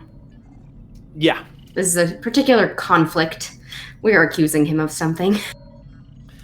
Captain, from your view, way above the clouds, floating in the heavens on the USS Ross, knowing your commander, knowing Olin, what you find interesting is that they haven't started walking towards the facility yet. They seem to be standing around the administrator and talking to him and not facing the building. Sooner or later, they were going to have so do you know what actually happened and are you lying? Or is there some point of incompetency? Yeah. I thought maybe they did it in the office before they left, but now they're doing it here. It makes sense. Friend, you can hear... Isolation is an important part of interrogation, Captain. You would understand. Absolutely. Jane fully supports this. Has their Are own we? personal style. You, doing- Captain, you see Vren at the helm lean over to Lieutenant Spence, who's probably not used to sitting at the helm with Vren, and hear the harsh whisper of, I bet you this is where Dari's given the administrative Just as like a piece of flavoring, because Lieutenant Spence is part of the Ox crew, Lieutenant Spence has definitely gotten the opportunity to like sit at the bridge because they won at bingo. Like they won the last round of bingo. Okay. And that's how Jane picks who gets to sit at the bridge. The end. Okay. And you're aspiring to be captain. I'm sorry, it's actually Spencer. I didn't write the R down, so sorry about that. It's Spencer. There we go. Yeah. Are we making separate insight checks, or am I assisting? In an insight No, check? I'm going to actually make this a separate insight check. Both of you are scrutinizing him right now based on the reaction that he just had. Yeah. So Cool. the difficulty is 3. May I buy a die? I know we only have 2 momentum, but Go for cool. it. Thanks. Is mine also a 3? Yeah. Okay. But your specialties will absolutely apply here. I assume mine is Insight Command as well? Yes. 4 successes from Olin. This is what Olin does. Thank God for that 3rd die, though. For real, for real. Yeah. 3 successes with my, I assume my body language. Yeah. Here's the thing is, like, where Olin has empathy and the ability to psychically receive emotion from people around them, you have the ability to basically study the body language of species.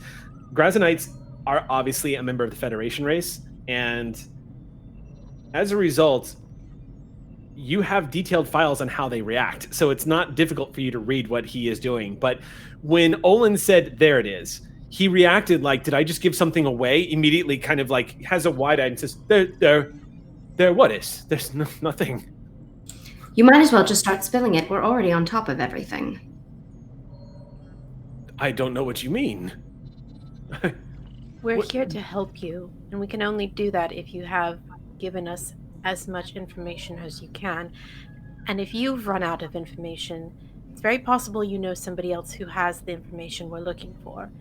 And if you're protecting them, you're not helping the people on this planet or the colony. You start getting a sense of intense desperation, Olin.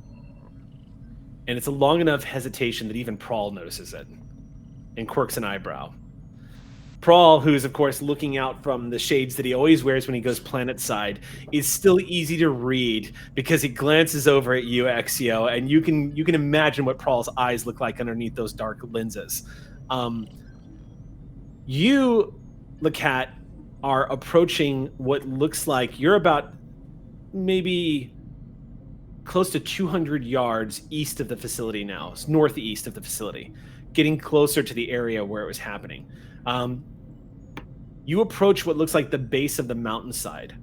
Okay. And it looks like a crater. Crater. About how big is this crater? Crater is about 500 feet in diameter. Okay. Who and I've got my 2 security guys with me, right? Yeah, they're just watching you and looking around. But yeah, I would say the diameter of the crate about 500 feet, so quite large. Oh, I'm sorry, the radius is 500 feet. The crater itself probably about maybe at the center point, maybe about 100 feet deep. Okay, good to know. I'm gonna turn to the 2 security officers I'm with and say, I'll take this way, you take that way. And Jane would like to pull out her tricorder, and she's just gonna scan this baby to see if there's honestly, she's looking for that Polaron. Like, let's start there, I guess. Okay. To see more traces of Go ahead and make a reason science check. Great. And I'm going to set the difficulty of this at I'm going to set it at 4. Can I use a momentum? Great. I'm taking one more dice, my friend. Okay. Well, so I got a 1, a 12, and a 19. So truly we are living our best and worst lives right now. Can I use any of my focuses? I mean, it wouldn't matter. All doesn't matter. What focuses do you have? Yeah. I have survival, sensor, xenobiology, astrophysics, versus contact protocol, D-space tactics, and subterfuge. But I actually wouldn't be able to use it anyway because I got a 12 and a 9. But I'm letting you know about the 19. But I got that 3 successes, but it sounds like 4. But no, wait, I'm using a tricorder, right? Yeah, you're using a tricorder. Yeah, perfect. Okay. Yeah. So 4. So you got the 6. You got what you needed then. I got what I needed. All right. This is definitely the source of the polaron energy. Okay. It's residual. It's not highly concentrated, which is not unusual. But if this was a detonation source, you are picking up trace elements of residual energy pattern. And did it occur around the time frame that our Grey's Anatomy friend expressed that like they put out a distress signal, or does it seem like the explosion happened and then they waited an amount of time before starting to put out a distress signal? What does the timelines look like? It would seem to suggest, based off of evidence that you've heard so far, that this happened roughly 6 hours ago. Okay, that's good to know. The detonation of this, I would say, spend a momentum for information. Yeah, let's do it. Please. This may have happened with being able to cross-reference the ROS and being able to use a tricorder. You can actually calculate that this probably happened closer to 7 hours ago. Okay, that's good to know. So you have an explosion. It's not that weird that you're going to take some time to figure out what exactly to do. But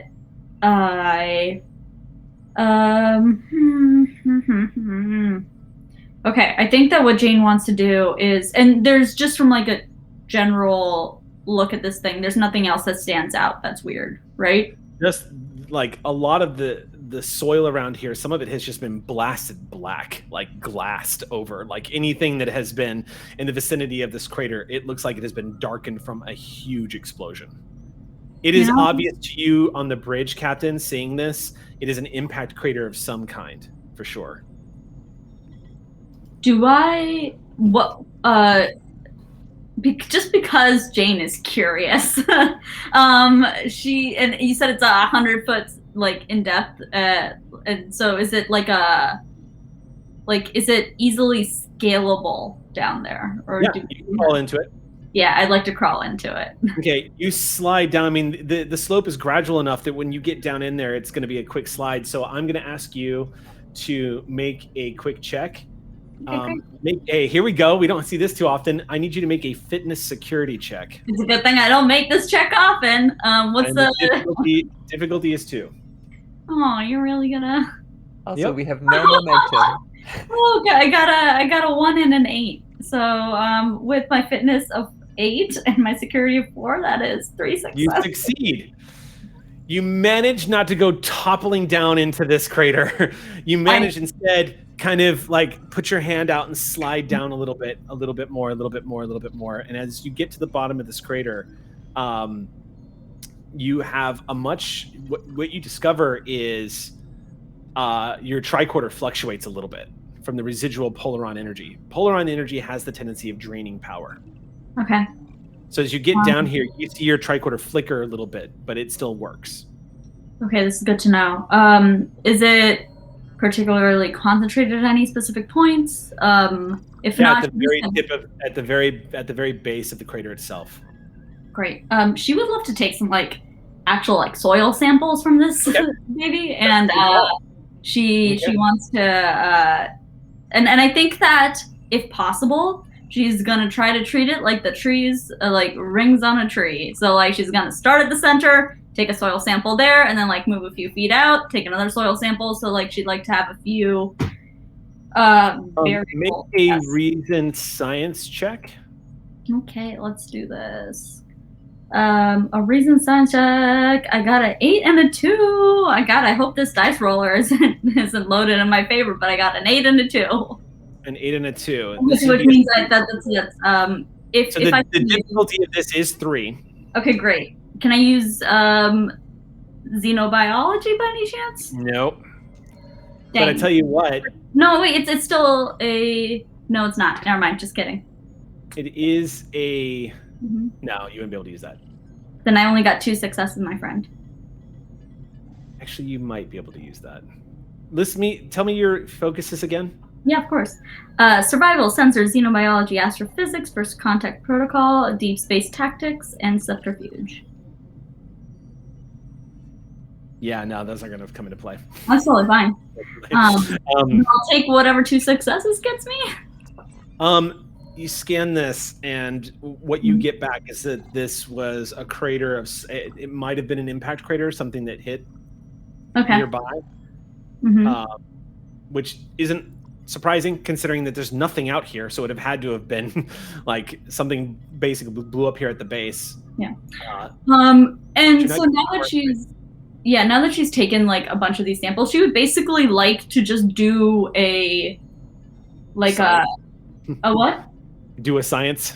Yeah, I would love to do a science. But she'd love to just drop like predictions of like exactly what will we need to like make a crater this big? Like what kind of weapons do we know that exist out there that can make a crater this big? I'll give you this. You're probably going to need to get that back to the USS Ross. Yeah. Okay, great. You're not doing anything from your tricorder that you haven't already learned at this point. Perfect. Great. And so in that case, she wants to get all this information back up there, and she's done what she can at this crater. Okay. No, actually, she wants to do one more thing. She'd like to take a picture and save it for her girlfriend so she can know what this planet looks like. You selfie with the crater. Also, real quick, sending that information back up to the Ross is going to put that into the hands of the crew stats. If you want to roll for this yourself, you have to go back up into the science and do the science on the Ross. Yeah, that makes sense. Honestly, like I'm cool with handing it back up to the crew because I feel like I've learned everything that I can from here, and maybe the crew will be able to glean something more from the technology that we have up there. Okay, it's your call. Yeah. Okay. We are going to go ahead and pause right there and take our 10-minute break as this mystery continues to unfold. Stand by, come back. We'll be gone for about 10 minutes. We'll see you then. Welcome back. Let's go ahead and jump back into tonight's episode of Clear Skies. When we left off, Jane had just taken a soil sample and a selfie and is currently in the crater. To you, Captain, it looks like Jane's doing some serious scanning right now. What would you like to do? Lacat, would you consent to let it be true that some of these things might have gotten accidentally attached together? Oh, yeah. You definitely I need this. Thank you. Good. Yes. Excellent. I just want it to be the thing that I see on main screen as the data dump is coming in. I just want to be able to look to Asmi Shanto and I just want to know what color red I see. You swivel. I mean, so what you get is Lacat has set down the tricorder, and you get Lacat like. What is Lacat doing in this picture? Honestly, Lacat's a really boring selfie taker. Nothing like. I think it's not even like a heart. No, that is too much. I think she's giving. I think it's like deadpan face, but she's giving a thumbs up, and that's. Yes, okay, so as the image comes up, Captain, you swivel and look over at Asmi Shanto, who's over at her duty station, and she just.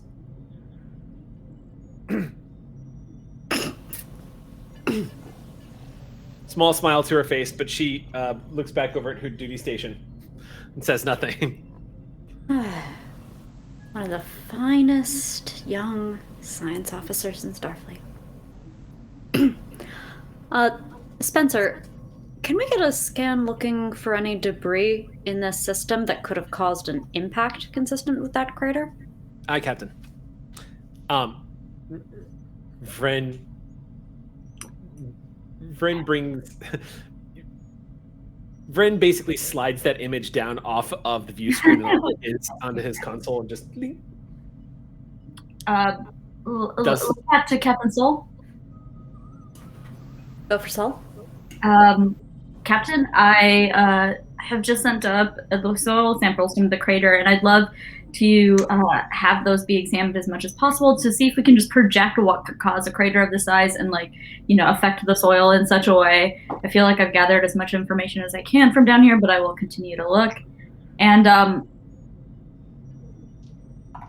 I would say, please only pay attention to the soil samples that were provided and nothing else.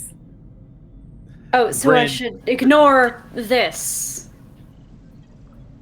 And you can imagine that your captain is probably referencing something very specific. Yeah, Jane was trying not to. She was hoping her captain would be like, "What thing?" But no. No. So it attached. I see. Well, if you could just delete that permanently, that would be wonderful, Captain. Sol out.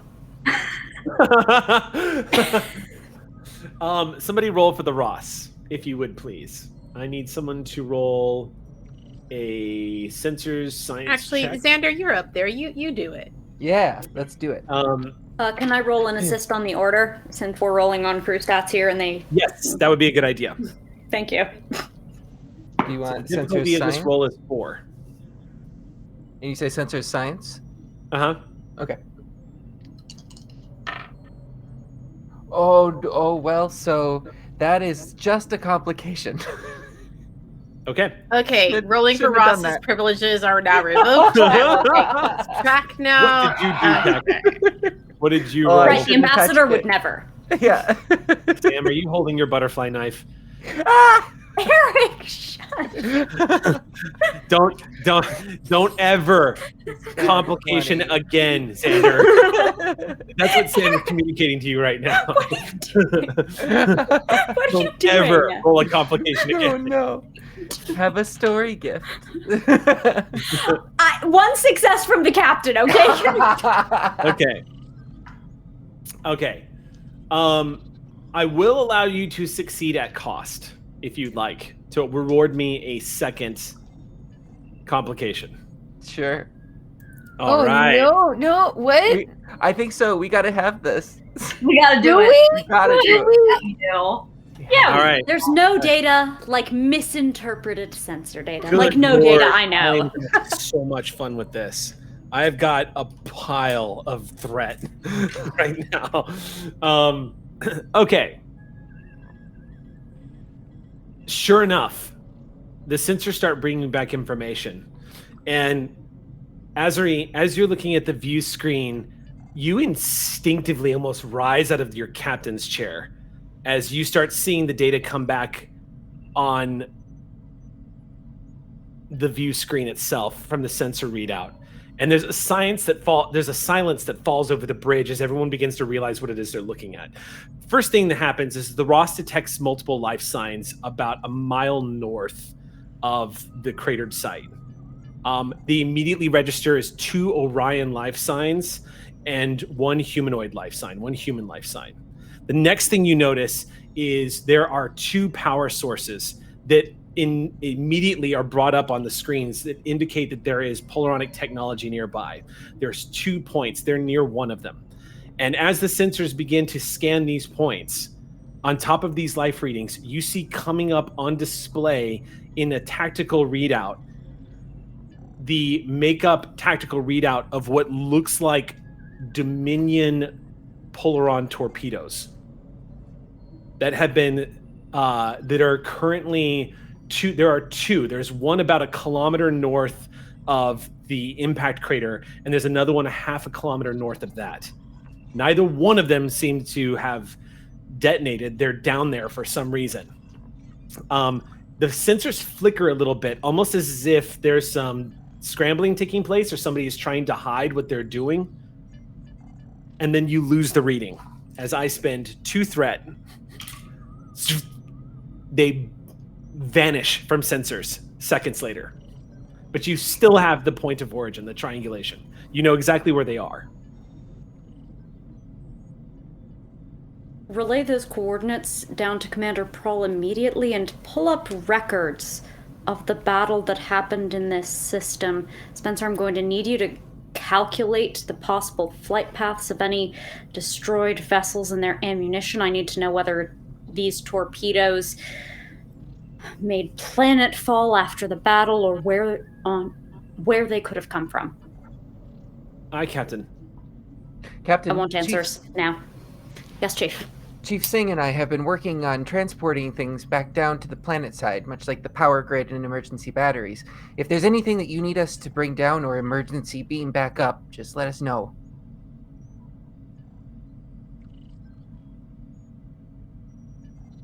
Yes, start getting the supplies down. I think we may need to scramble an additional team to deal with this. Right away, Captain. And Tech will leave the bridge. Yep.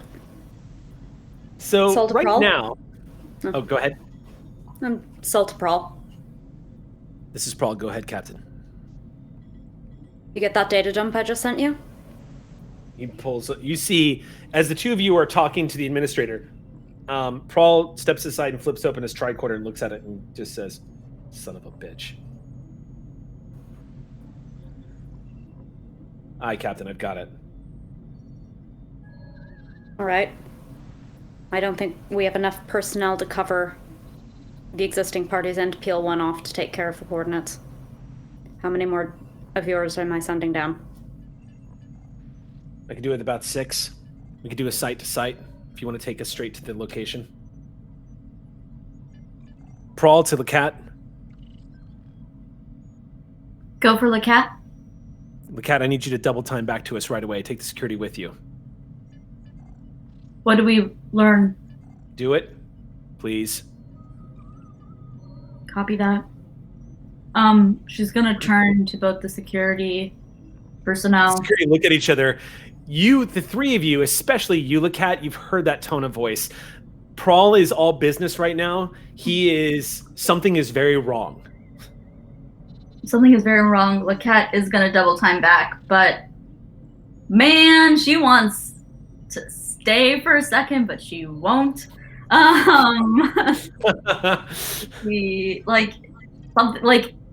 She's heard that tone before, and she, I don't know, instinctively is like, we stay here, we fight. This feels like running away, and I don't want to run away. But she turns to the 2 security guards and immediately is like, "Did you see anything out there?" No, ma'am. No. All right, well, Prahl's gonna need you. Let's double time back. 3 of you crawl out of the crater as quickly as you can, clawing at the walls of the soil as you get to the top of the wall and start beelining it back. Dust all over your uniform. You're breathing heavy into your rebreather, but as you get to the top, you can see that they're still gathered over by where the facility is, as the 3 of you start making your way back.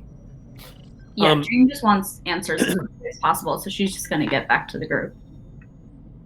As Olin and Exio are in the middle of talking to this, Prahl steps forward suddenly and says, "I'm sorry, I have to interrupt. Commander." Please do. Ambassador. And he turns and looks at the administrator and says, "Administrator, what do you know about 2 Polaron warheads and discharged Dominion torpedoes located a kilometer north of here?" And the administrator's eyes widen. And you just hear him say, "They have my son."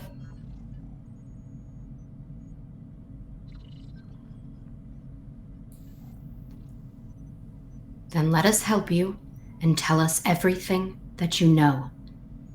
You are endangering this colony, your family, and my crew. They said they would leave if you left. They just want the torpedoes. They have my son. When did they contact you? They arrived maybe 8-9 hours ago.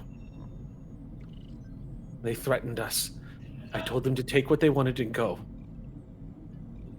They tried to remove one of the torpedoes. It detonated. Who activated the distress signal? I did. Because I thought they wanted me to use you.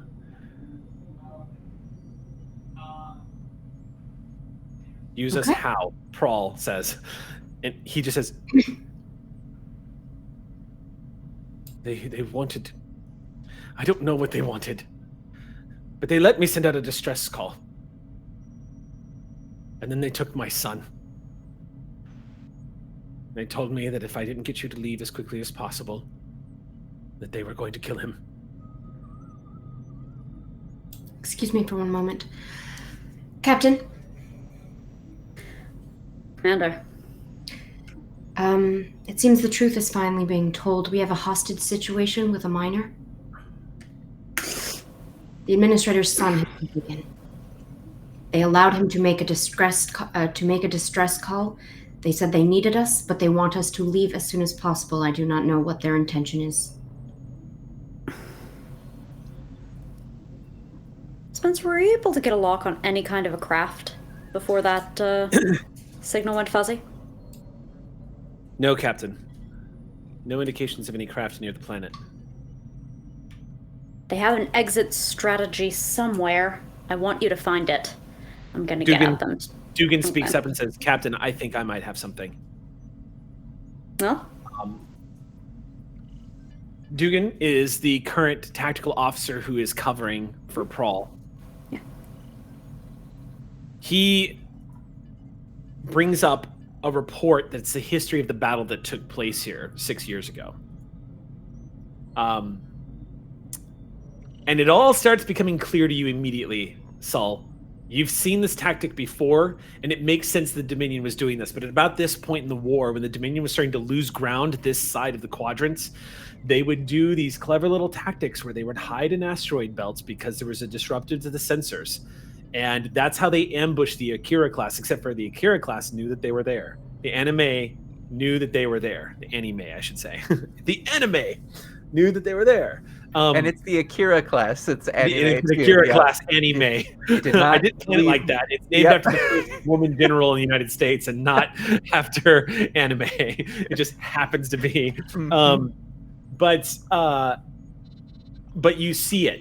You see the correlation. Looks like in the middle of the battle, there's ionic fields detected within the asteroid belt that the Akira class picked up, and the Dominion warships, not only were they using that to their advantage, but they were also using it to hide their staging areas for raids on Federation ships through the area. The Cardassians and the Dominion both were using the asteroid belts in this system. And apparently, according to the ship logs, there was an ionic explosion when one of these asteroids was destroyed in the middle of the battle.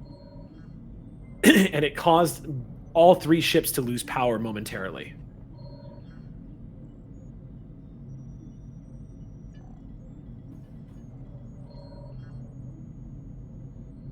And if I were trying to hide my craft while I was a terrible kidnapping piece of trash, I might try a very similar trick.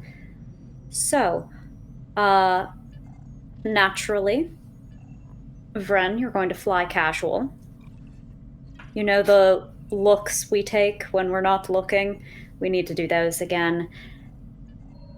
And are there any communications buoys, anything else in this system that we can ping for logs? Basically, it's the oldest story of the USS Ross. How do we not make them rabbit? Though they're on the planet now, so you know, we've got that going for us. Of having a big, heavily armored Scale 6 Federation starship under your command is people tend to run when they see you.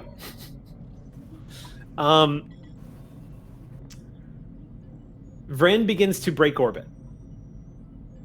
And you see the horizon dip below the view screen as the USS Ross begins to pull away from the planet. And he says, setting not a course for the asteroid belt. Of course. Hold on one sec. We good? Minor puppy emergency. Hey, you okay? I think Punky was trying to eat her food a little too quickly. Oh no. Give me 1 second. Mm-hmm. Hey, good? Yeah. Oh yeah, she's good. She's good. She's just being a dog. All right. Just being a dog that likes to inhale, not chew the food. God. Dog. Yeah, breathing dog food. Don't do it. It's not worth it. It's nice to break it down in the mouth first and then swallow it. All right. The Ross begins to move away from the planet. Vryn mutters something under his breath that you, of course, can hear, Captain. But it's something along the lines of, I don't know how they're going to fall for this one. As you guys begin to inch closer and closer to one of the asteroid belts. Now, there are two, but one of them is clearly not a dense debris field of rock. That's the outer asteroid field. The one slightly closer to the sun is where it seems to be, or I'm sorry, the one that's actually closer to the planet is a little more dense. The one that's closer to the sun is a little more sporadic. So Vryn sort of moves you kind of in between both the planet and the asteroid field. And then there is the telltale sign. What were you going to say?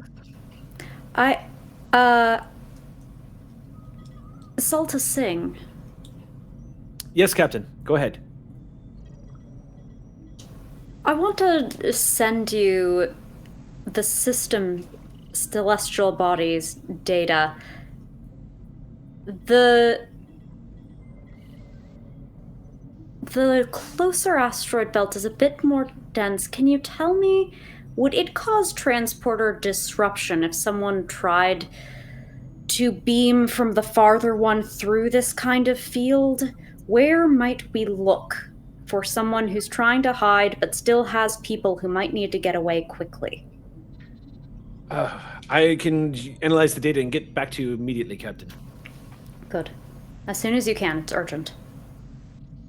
Captain, you're not going to believe this. Lieutenant Duggan looks up from the console at security and says, "We're being hailed."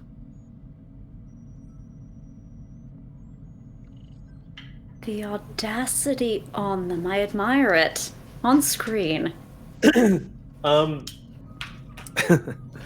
Popping up on screen, you see a Zabalian. He is bright-eyed, thin, and amused as he appears on screen. His hair is pulled back. If you guys want a quick reference of a Zabalian, that is in the episode The Most Toys, where Data was taken captive by a collector who was trying to keep Data as his centerpiece. Same species. You see this Zabalian as he appears on the screen. He goes, "Huh! The jig is up. You found me out." Hello. Hello, Captain Sol. Sol. Federation Starship Ross. It's Ross. And you are? Oh, well, you can just call me Knighton. I'm captain of a starship that has a name that you don't necessarily need to know, but I'm sure you'll find out eventually. But let's leave it a mystery. What do you think? Federation starship captains love mystery. It's why you're out here in space, bringing all your morals and ethics to the galaxy in the name of the Federation. Right, but seeing as I found you, perhaps this is the part of the mystery with the long explanatory monologue as to what's going on here. Well, using my deductive reasoning, I'm assuming that since you moved away from the planet, and because, of course, we've got notification from our friends on the planet that you discovered them, that you were coming to look for us, and I thought I might save you the time, and we can start discussing terms. Courteous of you. I'm all about expediting this process. Then your terms, please. I have a buyer that really wants those torpedoes, Captain. Huh. It's very important that I get them to the buyer, and so in exchange for, instead of 2 torpedoes, I'll take 1. I can be magnanimous. And in return for 1 torpedo, I will give you 1 kidnapped administrator's boy. Sounds like a bargain.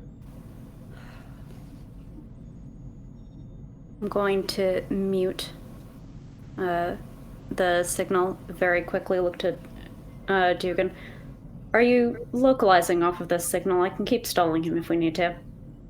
Trying to get a read, Captain. That asteroid belt is not making things easy. That's why we have you here. Dugan nods and goes back to hitting up on the consoles as you see this captain's just waiting for you. Knighton just kind of waits patiently on the view screen.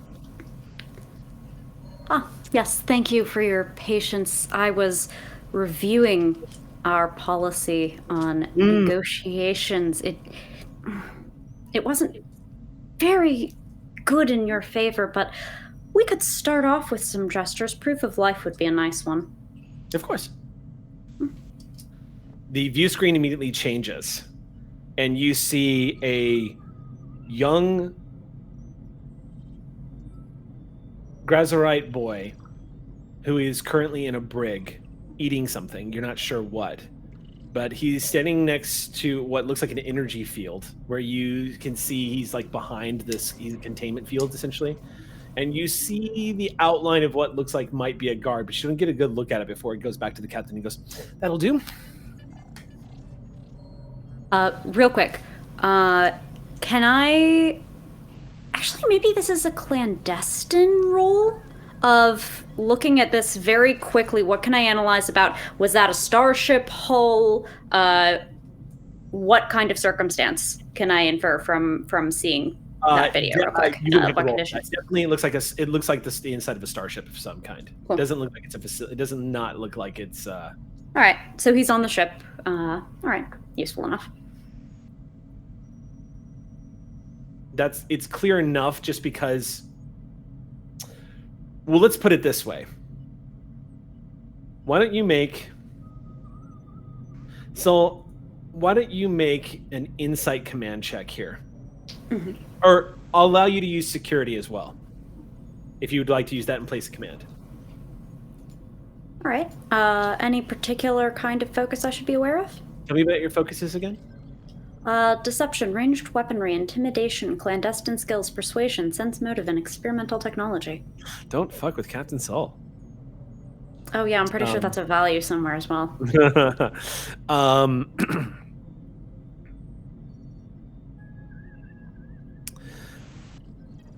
It applies. You can just say yes or no. Only because of a certain set of circumstances that'll become clear once you get the answer. But I'm going to say clandestine will apply here. Cool. Oh, that's very lucky because that's a 4 and a 3. Okay, so that's going to be 2 crits then. Am I correct? Yes, okay. It is. That's going to beat the 3 difficulty. Yeah. All right. You can already tell whatever. The reason why you're able to pinpoint that this is on board of a starship because that clearly looks like a Cardassian ship. Judging from the lighting, from the images that you see on the wall, and the brig itself looks very reminiscent of a Cardassian vessel. Okay, good. I'm going to just out of frame of the camera, tap that out on a data pad and flip it over toward Dugan so he can target his search based on emission signature. Okay. Dugan nods as you transfer the information to the tactical, and he starts to work.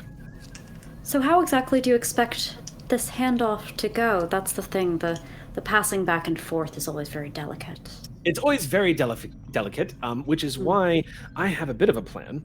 The big one, of course, is that I'm going to need your Starfleet engineers' help to actually dislodge the torpedo from its nesting bed.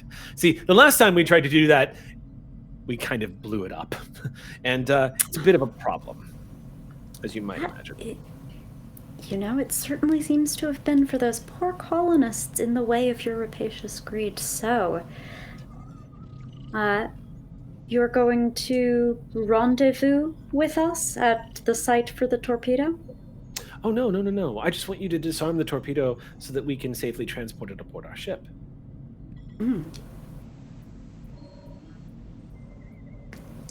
And then, on good faith, you transfer us the administrator's son.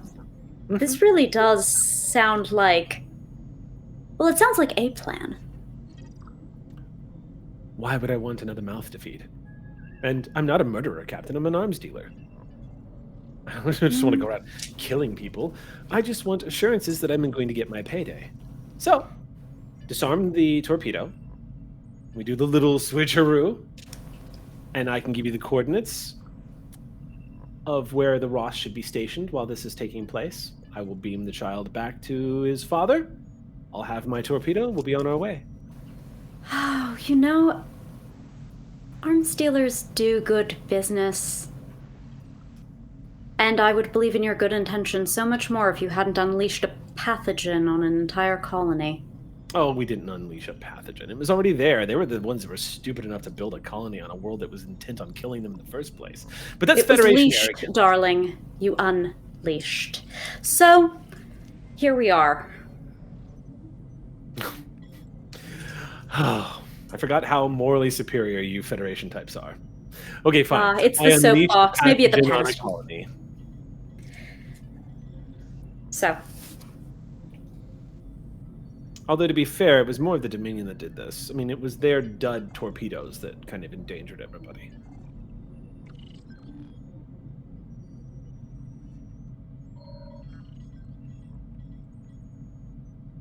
I'm going to assemble my engineering team. Have you picked a torpedo in particular?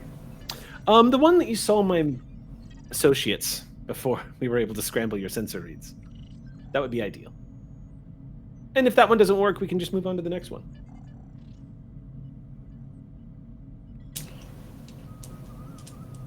All right, but I want the boy on the planet. I don't want to try to do some do-si-do. So you can beam him up and then just arrest all of us? No. Don't you have a signal blocker? Didn't you just use it? You're very resourceful, darling. I see what you're trying to do there, Captain. The truth of the matter is I became a Captain Arms Dealer because I don't really carry my ego with me into command, though I can be vain, I will admit. But, not really ready to give it all away just now. No, I shouldn't imagine so. Which is why we always could hunt you down with superior manpower, run down the clock until I find you in space. You really are pinning a lot on your leverage here, and you don't know how high and mighty I am. Maybe I'm not that kind of Starfleet captain. May I roll intimidation now? Yes. Thank you. Go ahead and roll intimidation. I'm going to spend threat. Great. I'm going to take the momentum I earned from knowing things. All right. And this feels like a good time for determination. Yeah, it's a good time. Let's see. Do I have a good value here? A well-placed word goes a long way, sure. Ooh. Okay, so 2.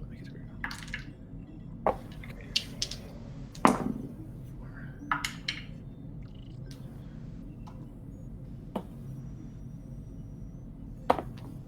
6. You tied. I will let you spend a momentum to succeed at cost, if you like. Tie goes to active, doesn't it? In the course I of say because that was the only momentum we had, the one that I earned earlier. Oh, I'm sorry. So... You don't have to spend momentum to succeed at cost. You can simply tell me you want to succeed at cost. But this is a major NPC. Okay. So it's like PvP at this point. So if you want to succeed at cost, all that does is give me 1 point of threat.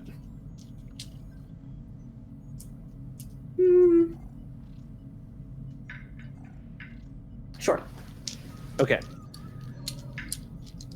In that case, you see the polished veneer of a smug arms dealer drop a little bit, Saul, as he just goes. But he doesn't have a snappy comeback to it. He doesn't have anything to come back at you with and says, you see what you've activated in him is clearly a heightened sense of pressure being put on him. And he says, "So, the boy on the planet? With your people. Under guard or whatever it is. But that way, you all leave at the same time with your prize. You get what you want, we get what we want. Value given for value received."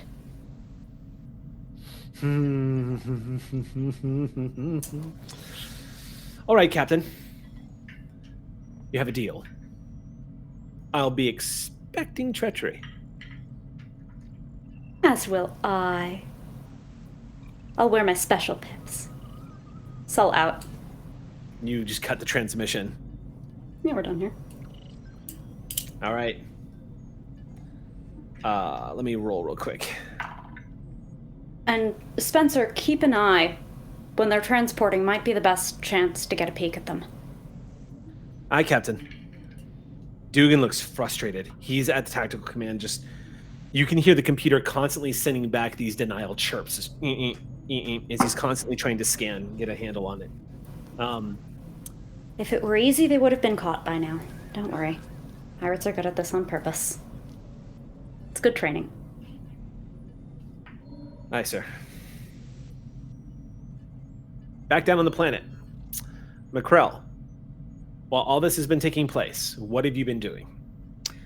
So, McCrell has been obviously going through her own research of and knowledge of any type of spore infectious disease. Sorry, my cat's being extremely needy tonight. I don't know what's going on. Well, I mean, you dress like a cat. Your cat's gonna be like, "Yo." He's been.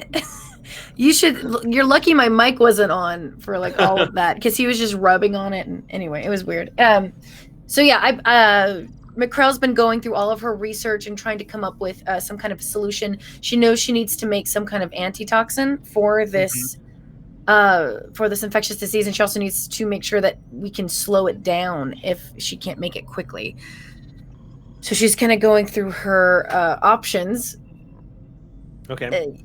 With Dr. Yin. Okay. Anyway, yeah. Through this whole episode, I've been researching all kinds of fun stuff. I know you've been giving us anthrax and botulism on the chat.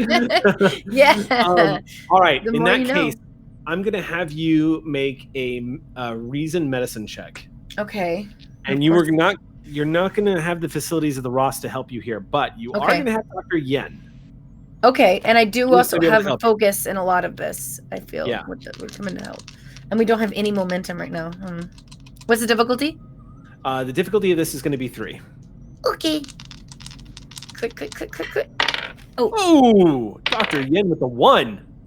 Oh, thank you, Dr. Yen. And you have 2 successes from me, so that's 3. Okay. Oh, nice. Yeah. Nice. Okay.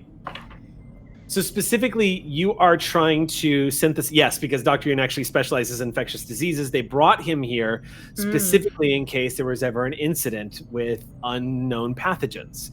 So he is currently using his expertise, which, McCrell, as the two of you are huddled over the computer, you're seeing that he is being frustrated a little bit by some of the limitations that he is having to improvise with. I have a question while that's happening. At using my knowledge of with botany and infectious diseases, can I find some kind of weakness in what these spores are doing to where I could slow it down? Will any amount of cold, putting them in a cold environment, a warm environment, will anything change the spread of it or the? Right, that's what I'm assuming this role was. Is that correct? Then great. Then yes, this is exactly what I want. Okay. The two of you working together for the past 30 minutes have been able to find a baseline understanding of how this works when it enters the body. Curiously enough, it seems to have the same effect on just about every species that it has been documented coming into contact with. And there are multicultures here on this colony.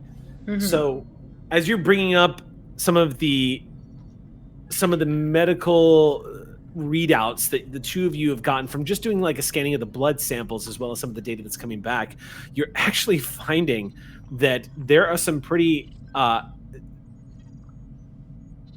it would seem that the spore's attachment, that its growth inside the body, can actually be slowed down through a very simple process of synthetic blood transfusion, which is not fun, but looks like in this day and age in the Federation, it's actually quite it's quite simple to achieve. The problem is you need power in the medical facility, and that will buy you all time. Okay. You can basically run blood through filters. It's not going to solve the problem of the effect the spores have already laid in, but it will at least slow it down. And to those who are in the final stages are still going to need help. However, you might be able to stop it where it is now if you guys begin these transfusions. But it's going to be a very delicate process. It's not a standard blood transfusion. The two of you are going to have to monitor what's going on very closely. And I need him to also have it too. Do we have enough power at least to do like one or two people, like the 15-year-old that is? You do. However, the 15-year-old is the most extreme case right now. There are probably about 4 other people that are teetering close to where she is at. Jeez. Okay. I'm going to. You're getting to that point where you're going to have to start thinking about who goes next and how quickly you can do this. I'm going to immediately be like, Dr. McCrell to Chief Tech. Go for Chief Tech. Any update on getting more power down here? We are at a critical stage. I need as much power as you can manage. Anything, batteries or some kind of any type of way to transfer more. Just a GM question. Is there any update on the power supply?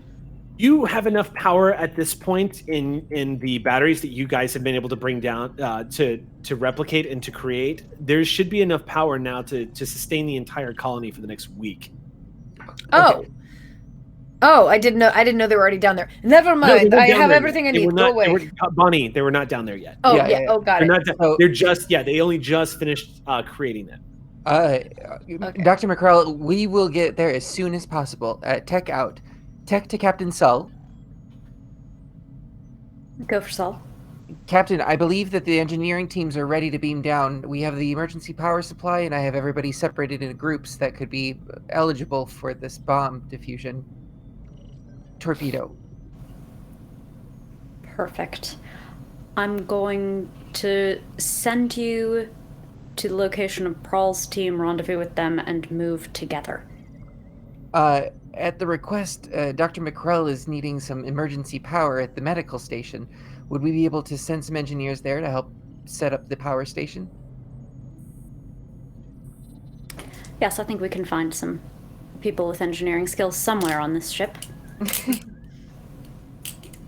Alright, Sull out. And Tech will organize those teams and beam down. Sull will regret having to be an adult in the room. One sec. Also, just full transparency, everyone's wearing a suit. We're getting suited up before beaming down. What are you wearing? The HSAs? That's the right. hardcore spore or more. Ah, yes. I'm going to patent it. So I've got an extended task for you, Bonnie. Oh, crap. Okay. McCrell's going to have an extended task in front of her. Okay. You're like, shit. Is it naming the new armor? Yeah, I already did it. Extended task finished. Points for McCrell. All right. The base difficulty. Oops. Hold on. Let me change this. Oh gosh.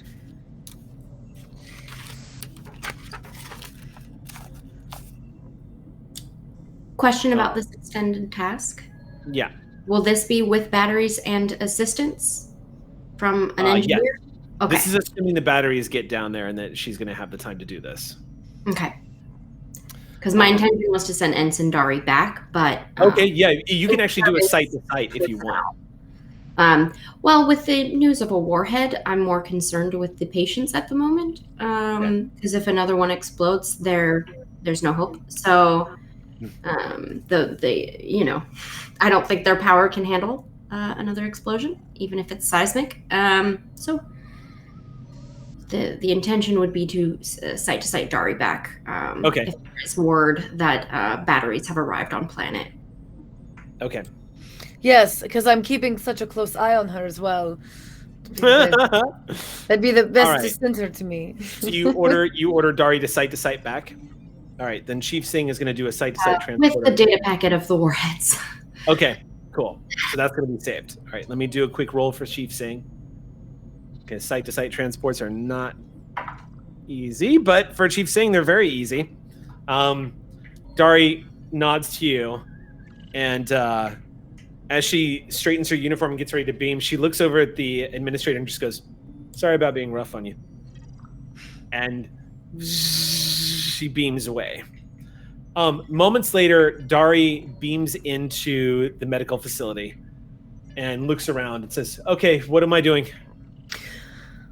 We need immediate power as much as we can. The moment those words leave your lips, batteries beam down into the facility. With those, to the med beds. We need to. 3 packs of batteries beam down. Where are you going, Tech? Are you on site as well, or are you beaming You're beaming down with them? I'm beaming down with the team that's going to the warheads. Okay, cool. So the batteries beam down to the medical facility, and you beam down to the site with the warheads. And I'm guessing you've got a security team with you. Yes. Yeah, we sent them to the security team. I want to make sure we don't actually enter the site until I've gotten some kind of quick cloak drop or something from the kidnappers. Okay. To demonstrate that they actually sent the boy to the planet. Because they said they would, but, and I know this might shock you, sometimes they lie. Treacheries afoot. It's a good thing you got an empath with you. All right, so Tech appears. As Tech beams down, the security team, everyone is surrounding in the area. You can see Yomti looks completely distressed. And Olin, you can see that he's watching things happen in front of him that are out of his control. He looks like he's completely a wreck. As he's watching a security beam down, people are coordinating. Prawl immediately walks over to Chief Tech and starts talking to him about what his plan is, how they're going to set this up, how they're not going to make any moves. They're going to get the boy back. They're not even going to try to stop the warhead unless they get an order from the captain. Like, that's all that matters, is they're trying to figure this, getting the hostage back. And you just see him. He is just like, they're going to kill him. They're going to kill him. They're going to kill him. They're going to kill him. Yuan-Ti, I need you to do something for me. Yes, of course. I need you to take a deep breath. Deep breath. You hear him inside the mask just...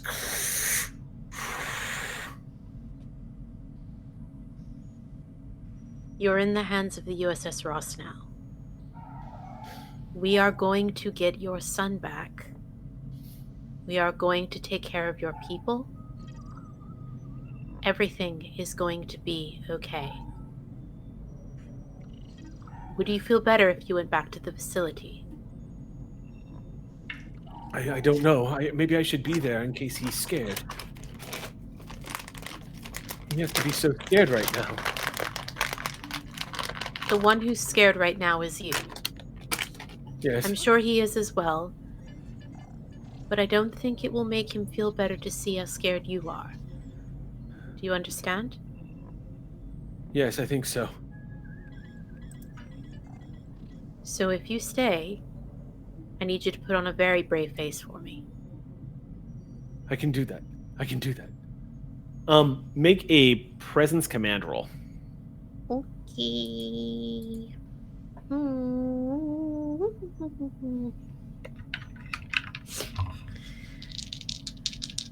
What's my difficulty? Difficulty is 2. Okay. Oh.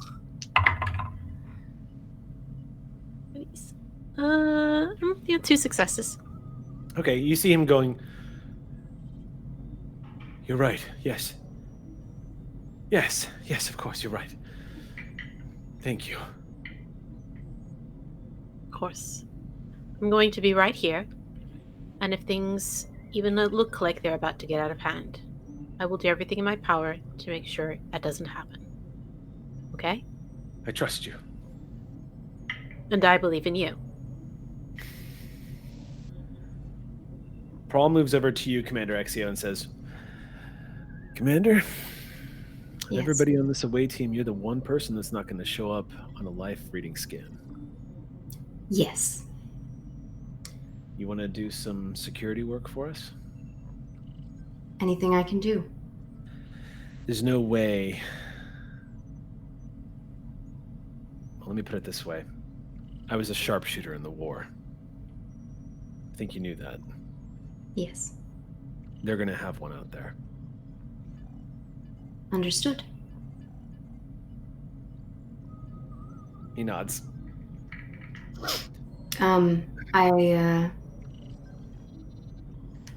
Captain, Exio, what are you doing?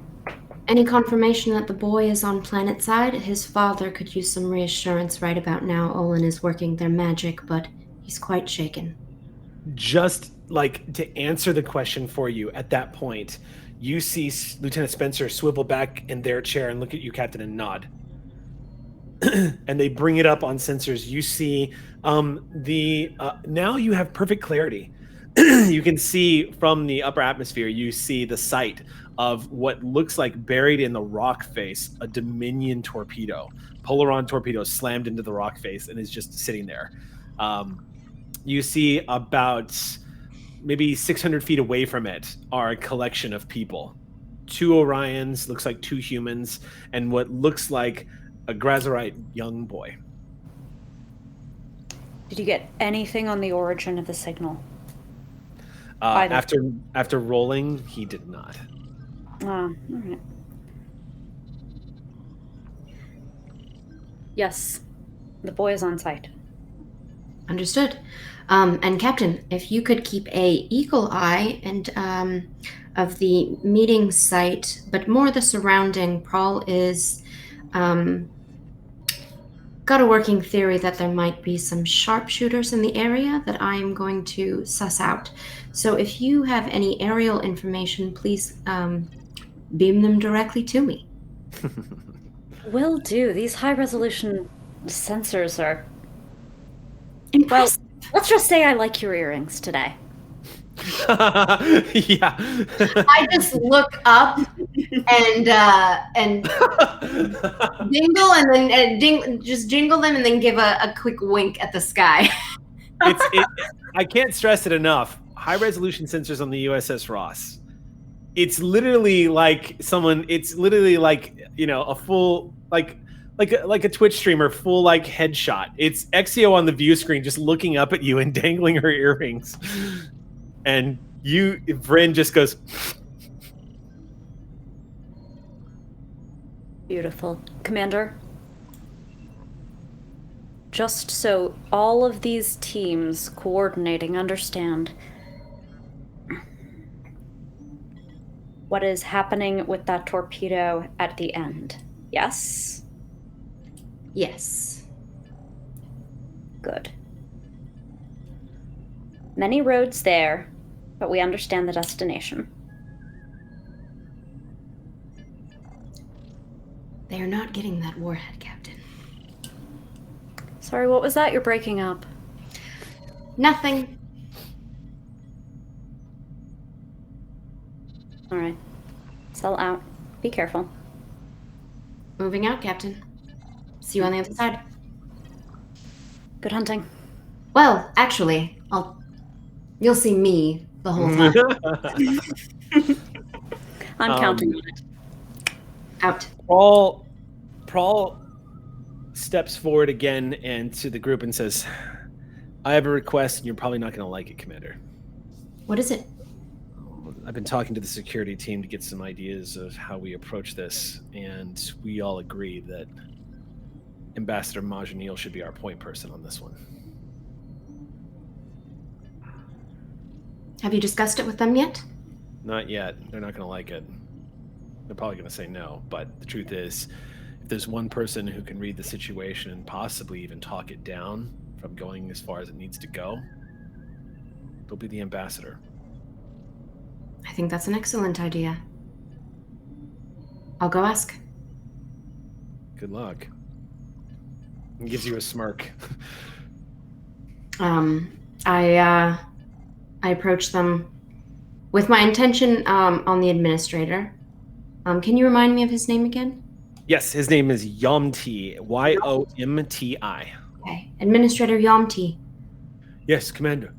I have just been given confirmation that your son is on planet side. He is in a much okay. safer- He is perfectly fine. We have sensors on him. We can see him.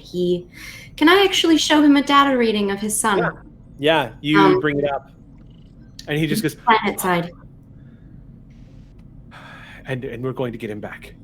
Yes, we are. All of us. That is the main goal of this mission. What do you need from me? Do you need me out of the way? Do you need me to do something? You are welcome to accompany, but it is going to be an incredibly dangerous situation. But I believe you there might at least keep him calm, as we will not be familiar faces.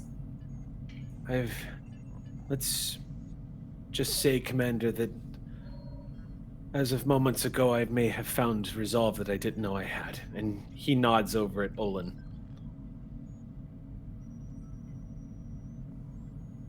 Olin. Yes, Commander. May I speak with you for one moment? Of course. We're going to be leaving soon, Administrator. Go see Commander Prawl. He will outfit you with the proper safety protocols and equipment. Right. And he moves over to Prawl. Olin, how would you feel about being point lead for the hostage negotiation?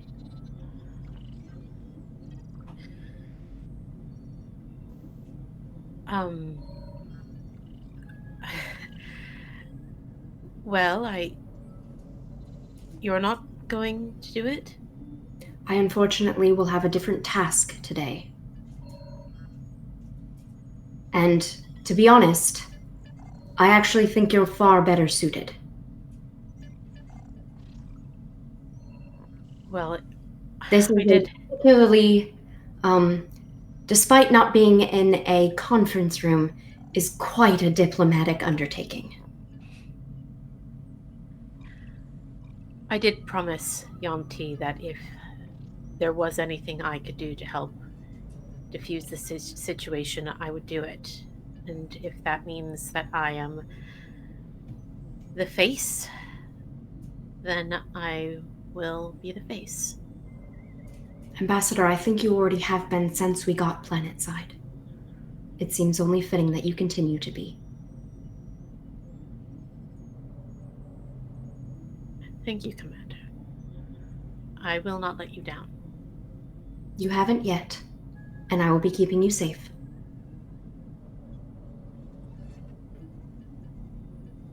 Let's move out.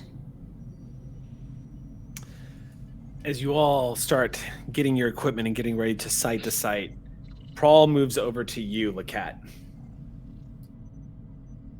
And as everyone's getting ready to stand in position to transport, he just looks over to you and says, "Remember when we flanked those bastards back on that Klingon planet?"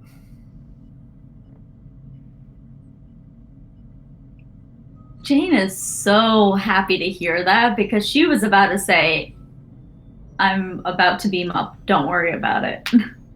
And to hear him say that. Don't let anybody know this, but you've gotten a good read on me, which means you're just as useful to me as my security team right now. But it's up to you. If you want, I could use you. I wouldn't dream of missing out on the fun. Set your maximum stun. and get ready for some fun. And Jane just does that. And he's not an empath, but there is just there's like a brief moment of relief, and she steels herself and falls into formation. Okay. He triangulates on a data pad to the other security officers, handing them out, letting them know where they're going to be transported. Getting a good overview map of the situation and where the boy is. He nods to you, Exio. Prawl, I went ahead and rolled for him. He gave you coordinates that he believes is the most efficient place for somebody to be set up for a sharp shot. And just so you know, I rolled 4 successes. So write this down when we pick it up next week. You have 2 net momentum. Excellent. I will say the last they see of me, I essentially look like I'm now wearing a mirror suit. I have no physical body. Oh yeah, bending the light around you. Like, he hands me the data pad, and then it just goes. Zoom. To this day, just so y'all know, there is technology this day that allows us to basically use that technology on tanks. Yeah. And it requires a satellite link up to know what the surrounding area looks like. You're linked to the USS Ross. So you basically go full Predator and just, which is terrifying. And I hadn't considered that as an application that Exio could pull in a situation like this. But you essentially have the cloak invisible if you need it in this situation. I can present however I want. There is one thing I'm going to leave you all with, as everyone stands in position and informs Singh to get ready for the site-to-site transport, and that's Olin. There's something dark in Prawl right now, as everyone's lining up. There's a part of Prawl that you sensed misses this. There's a part in him that you're sensing the adrenaline is kicking in.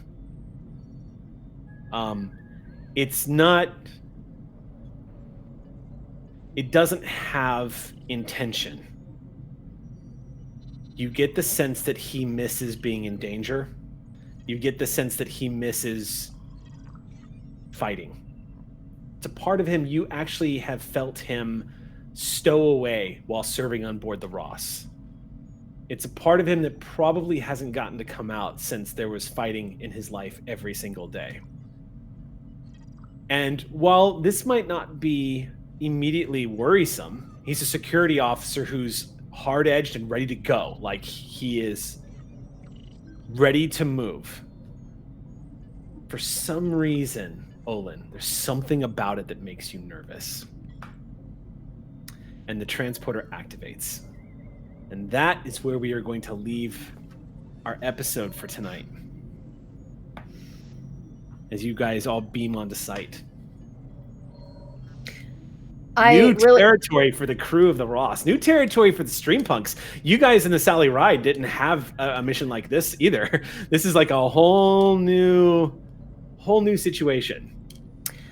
I was like, oh, we're going to resolve everything, and he's going to forget about my extended task, and I guess... Nope. I was like, oh, and I'll just be like, roll for cure. I did it. By the way, also, Bonnie, I'm letting you know, even though you guys have power right now, it is not going to be a timed task. However, you are only going to get 8 attempts. Okay. Which is a lot of attempts. Yeah. However, but those will stack up if you, because I'll feed you how much work needs to be done and what the magnitude is later. Because 8 attempts sounds pretty forgiving until you find out what the magnitude is and what the work track is looking like. Great. So thank you, Prawl, for that. Look, I was like, thank you, Prawl, for that 2 momentum, because we still had like 0, and I was about to go into an extended task with nothing, and I was like, no. Yeah. So good job tonight, y'all. Hopefully, I can generate some momentum for you. You have a medical mystery. You have a diplomatic mystery. You got a combat mystery. You have an engineering task that needs to be done. You guys are juggling plates. I'm curious to see how it goes next Monday night. Join us here next Monday for another episode of Clear Skies. Until then, my friends, hailing frequencies are closed.